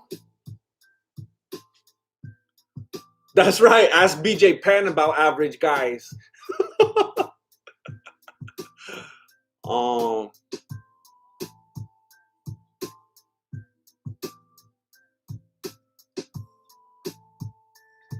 LeBron versus Kobe Covington.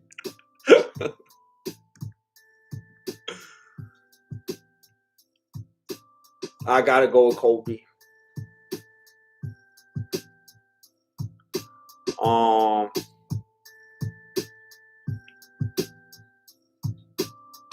there's a minute left in the third round. Yeah, everyone's just talking nonstop about how Rozenstruik's not being aggressive enough and how he's like not here to fight, and they're giving him excuses. They're being like, "Yeah, I wouldn't want to be so aggressive going against Gane either." Or right now, Rozenstruik got poked in the eye, and everybody's like, "Are you stopping or what?" And it got kind of awkward, but I guess they're going forward. Um,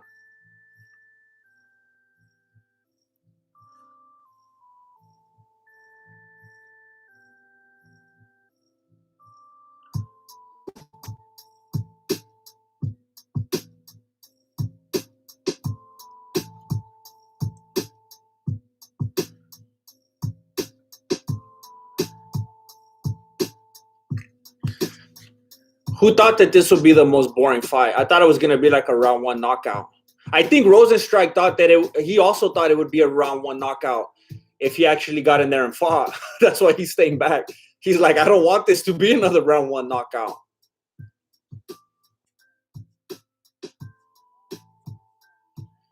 This fight is like playing Mortal Kombat with my little brother and trying to teach him the combination. Oh, that brings back memories. Oh man.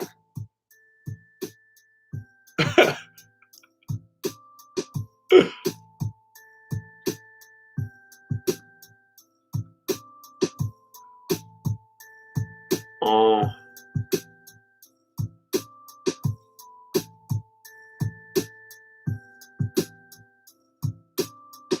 Wow.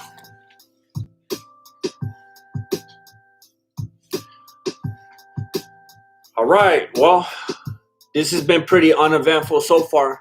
The most exciting thing has been every time that Rozenstruik complains about getting cup checked or poked in the eye. Those are the most eventful things so far.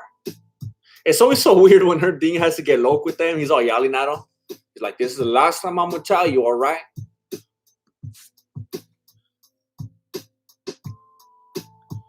All right, let's go.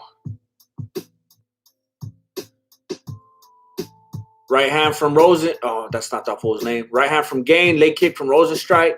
Kick to the knee from Gane. Lost a patty cake right here. Lost a patty cake. I think at this point, Gane is like, you know what? I'm going to patty cake, find this timing real quick, and then I'm just going to knock this fool out because I'm getting tired of this. Yeah, I think that's the go-to. Liu Kang. I think that's the favorite right there. Yeah. That's the easy go-to, Liu Kang. And then after that, I always liked Raiden. I think Raiden was very likable.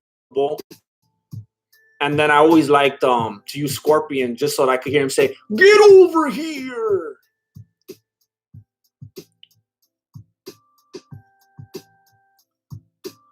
I knew somebody was gonna say that, Mystic Ranger.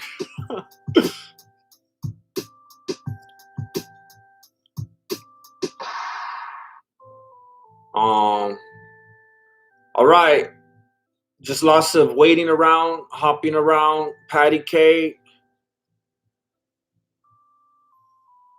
Okay, attempted like flying knee from Gane, but at his size, he can't really fly very high. Sub-Zero.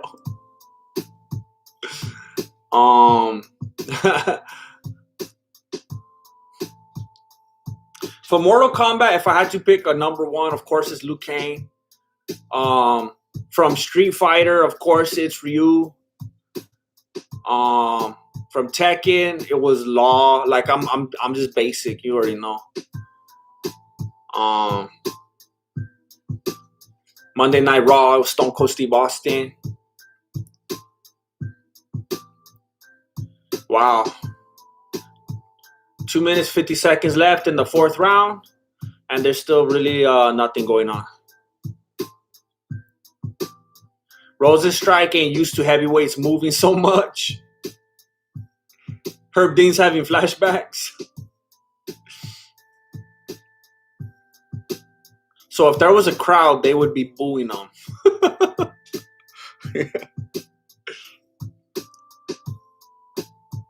Hey, Gane is pretty fast. He has some pretty crisp hands. Get done. I do know what you mean.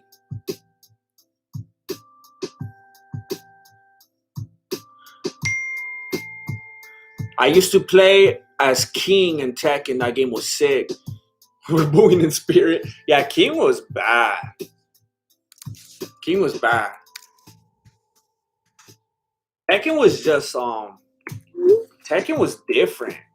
I think that was like a new era, like of quality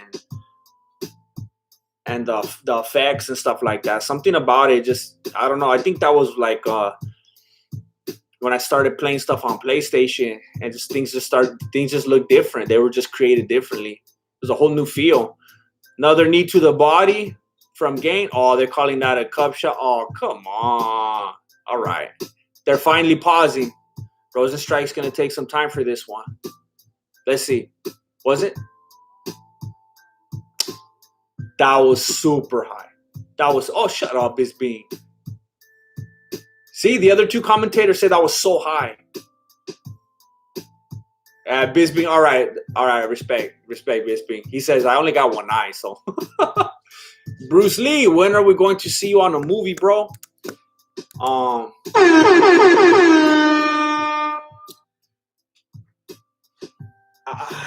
I'm actually trying to figure some stuff out right now with some people. There's some interesting things going on right now behind the scenes, and I'm trying to see if I could get some stuff to pan out. And I don't know if it probably wouldn't start out with the movie. I probably have to kind of build a relationship first and get some smaller things made to get off the ground. But that's the goal.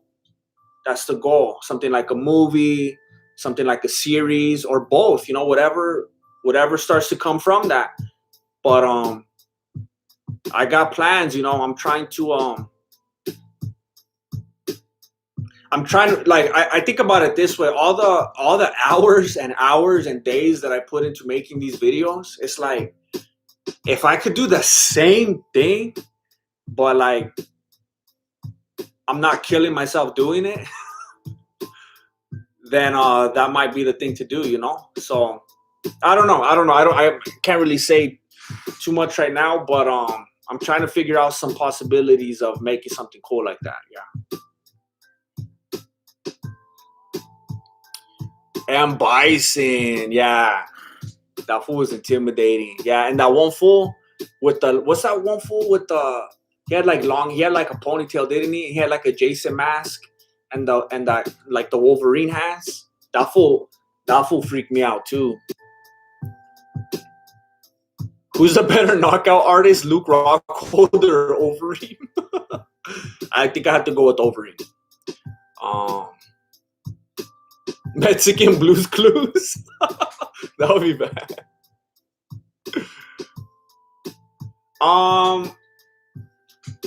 That's kind of one of the possibilities that's being explored right now. Vega, that's right, Vega.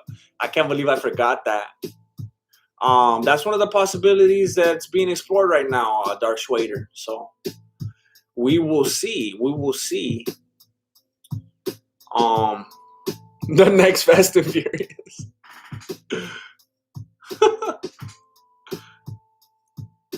All right, here's the last round. I think Herb Dean has been more active than Rozenstruik in the cage so far. So Gane is in a very unique position right now. Because of the way things go with the judges a lot of the time, it's like you never wanted to go to decision, because even as a viewer, if you're pretty confident that one fool won, it's like you never know. The judges might have seen it a different way. So you got to like try to finish. You got to go in there and do what you got to do. But Gane, it's like there's no way that even the worst judge ever would think that Rozenstruik won. So Gane could literally just go start chilling and just like having some small talk with Herb Dean right now about like what they're gonna do after the fight. Like Gane doesn't have to do anything. Gane could go pick up one of the cameras right now and just start vlogging. Like he doesn't have to do a single thing. These boys better be get used to pushing the pace. All the standing around ain't gonna fly when daddy comes home. John Jones tweeted that right now. Yeah, this is crazy. Canelo got it done. Oh, Canelo won? All right. Don't ever call Usman boring after this. Would you wear your beanie in your first movie? Yeah, I don't think, yeah, it doesn't come off. Yeah. Comes with the territory. Yeah. They're choreographing a dance. He could start shadow boxing like Macy Barber. That's right. That was weird last time. The real losers here are the fans. That's right, F-bomb. 3:05 left in the final round. Serial Gane is starting to look a little bit frustrated. Like, come on, fool, give me something. But you can't go for Adesanya like that. Like, I remember Adesanya going on and on for interviews. Like, you got to come to me. You got to give me some. Hey, fool, why doesn't that go both ways? You weren't giving nothing either. All you were doing was trying to play the counter striker. Like, you can't stand there and have an attitude that someone's not coming at you. You got to, like I remember one time I was doing this thing, and we were trying to do this thing and set up a TV, and this one fool came in the room. And he's like, "Hey, what's wrong with this TV? How come no one's fixing the TV? No one's bothered by the TV? Like, it was crooked, and it was like it's hard to explain." And I remember everyone like, "Hey, well, what are you gonna do about it, fool?" Like, he just kept complaining that nobody else would do something. I'm giving you a personal anecdote that means nothing to you, that I shouldn't have even shared. It doesn't make any sense. But it just looked like that right now. Serial Gane standing there like all frustrated. Like, what are you going to do, Rozenstruik? And it's like, hey, if you got this inactive fool in front of you, then just knock him out already. Like, you're being pretty inactive yourself. I have to side with John Jones on this one for the first time ever.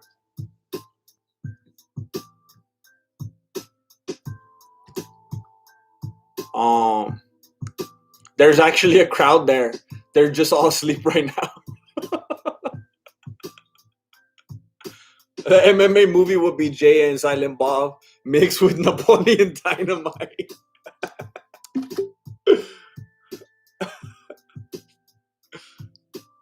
You're right. Akash, this is like one of those memes, like me watching MMA when my friends walk in. Oh, Francis Nogano just tweeted, he put "Daddy comes home" with question marks and laughing emojis.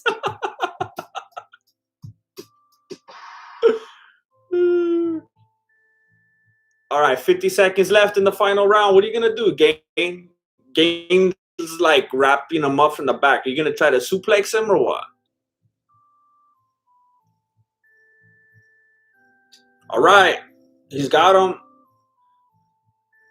About 30 seconds left in the fight. Rozenstruik turns around. They're facing each other. Rozenstruik has his back against the cage. Serial Gane is throwing some little knees to the leg of Rozenstruik. 20 seconds left in the final round.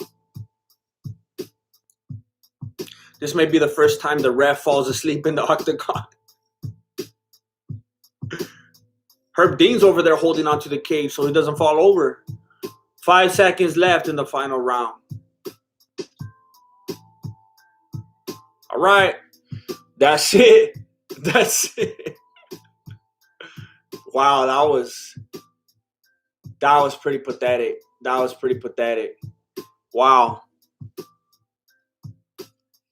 Wow.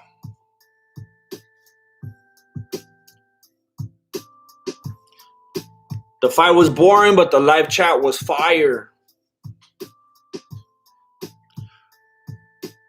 The Mike Penguin podcast. Hey, GM, forget the fights. I just like hearing you talk. Good looking. Hey, Mike Penguin. Mike Penguin. I like penguins.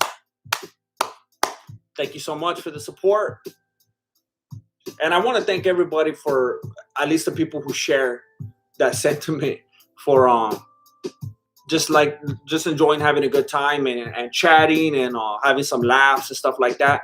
That's the best part of it. You know, sometimes I have to just give it a break and I have to put the work in and let you know what's going on in case you're not watching. But it's fun. It's fun just to have the conversation, you know. Mike Alfieri just woke up. What I missed? You didn't miss anything, Mike. You didn't miss anything. Herb Dean just woke up too right now. It's at the decision. We're gonna hear who won right now.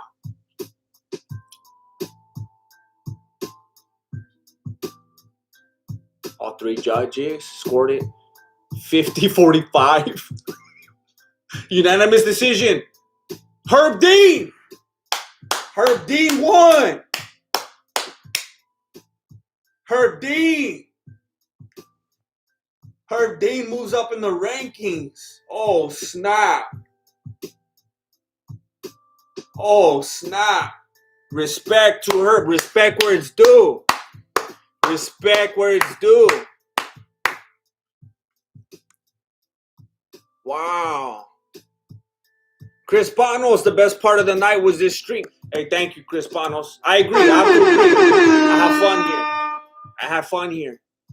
Thank you so much, Chris Panos. Some people are saying that Gane won. Some people are saying that Gane won.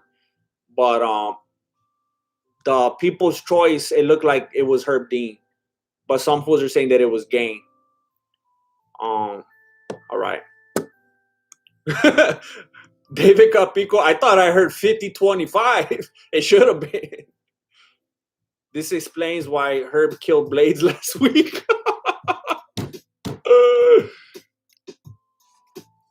Well, that's it. That's your fight night right there. And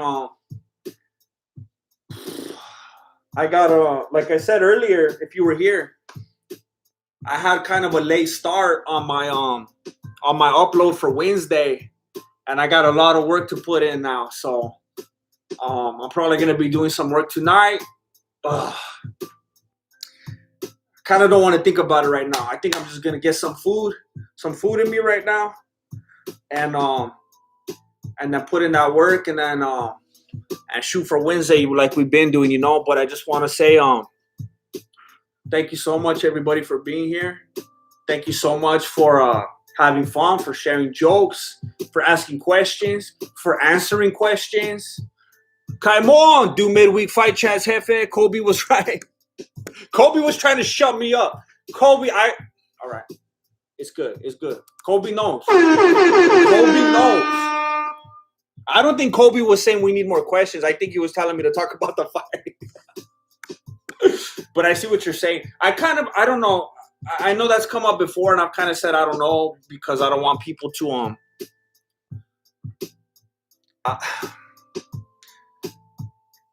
I think about things too much because like I don't want to be doing videos that people are like, hey, this isn't what I'm here for. I just want you to break this or that down. I don't want you to just talk about like what's your favorite color and whatnot, you know? Like I don't want to bore people. And then a lot of times people start podcasts and Q&As and stuff like that just to make more money, and I don't want people to think I'm just doing that. What I do think I would do though is if I have a hard week and I don't finish an upload in time, maybe I'll do a Q&A instead. I'm just kidding. I'm playing. I did choke on my spit though. But thank you for suggesting that. That is something that I could definitely use to fall back on. Thank you, John Lee. Thank you for the support tonight. I'll keep doing my best. Respect, Dylan. Thank you for joining the family. I don't know. I don't remember exactly when that was, but I see that you're a member. Bruce Lee, buy yourself a coffee to help you make it through the next days. Yeah, I got a big old Costco thing of Folgers. I'm just gonna put my head in it, just absorb it through my pores, you know. Hey, everybody, I appreciate you. I thank you for the support. I thank you for liking. Hey, if you haven't, I got 300 people in here right now. If you haven't seen my new video, please go watch it. I have it pinned at the top. It's my new short that I made because I thought I was going to get 50 billion views and I was going to be the next spiffing Brit. I was going to be the Mexican spiffing Brit, but it didn't work out. So please go check it out if you have some time. But thank you for being here. I'm going to go put work in now so that we have an upload on Wednesday. Stay safe out there. Thank you for watching Mexican Martial Arts. Appreciate it. Good looking. Hey, if you're not subscribed, subscribe. Appreciate it. Good looking out. Like. Dun, dun, dun, dun, dun, dun, dun, dun, dun, dun, dun, dun, dun, dun, dun, dun, dun,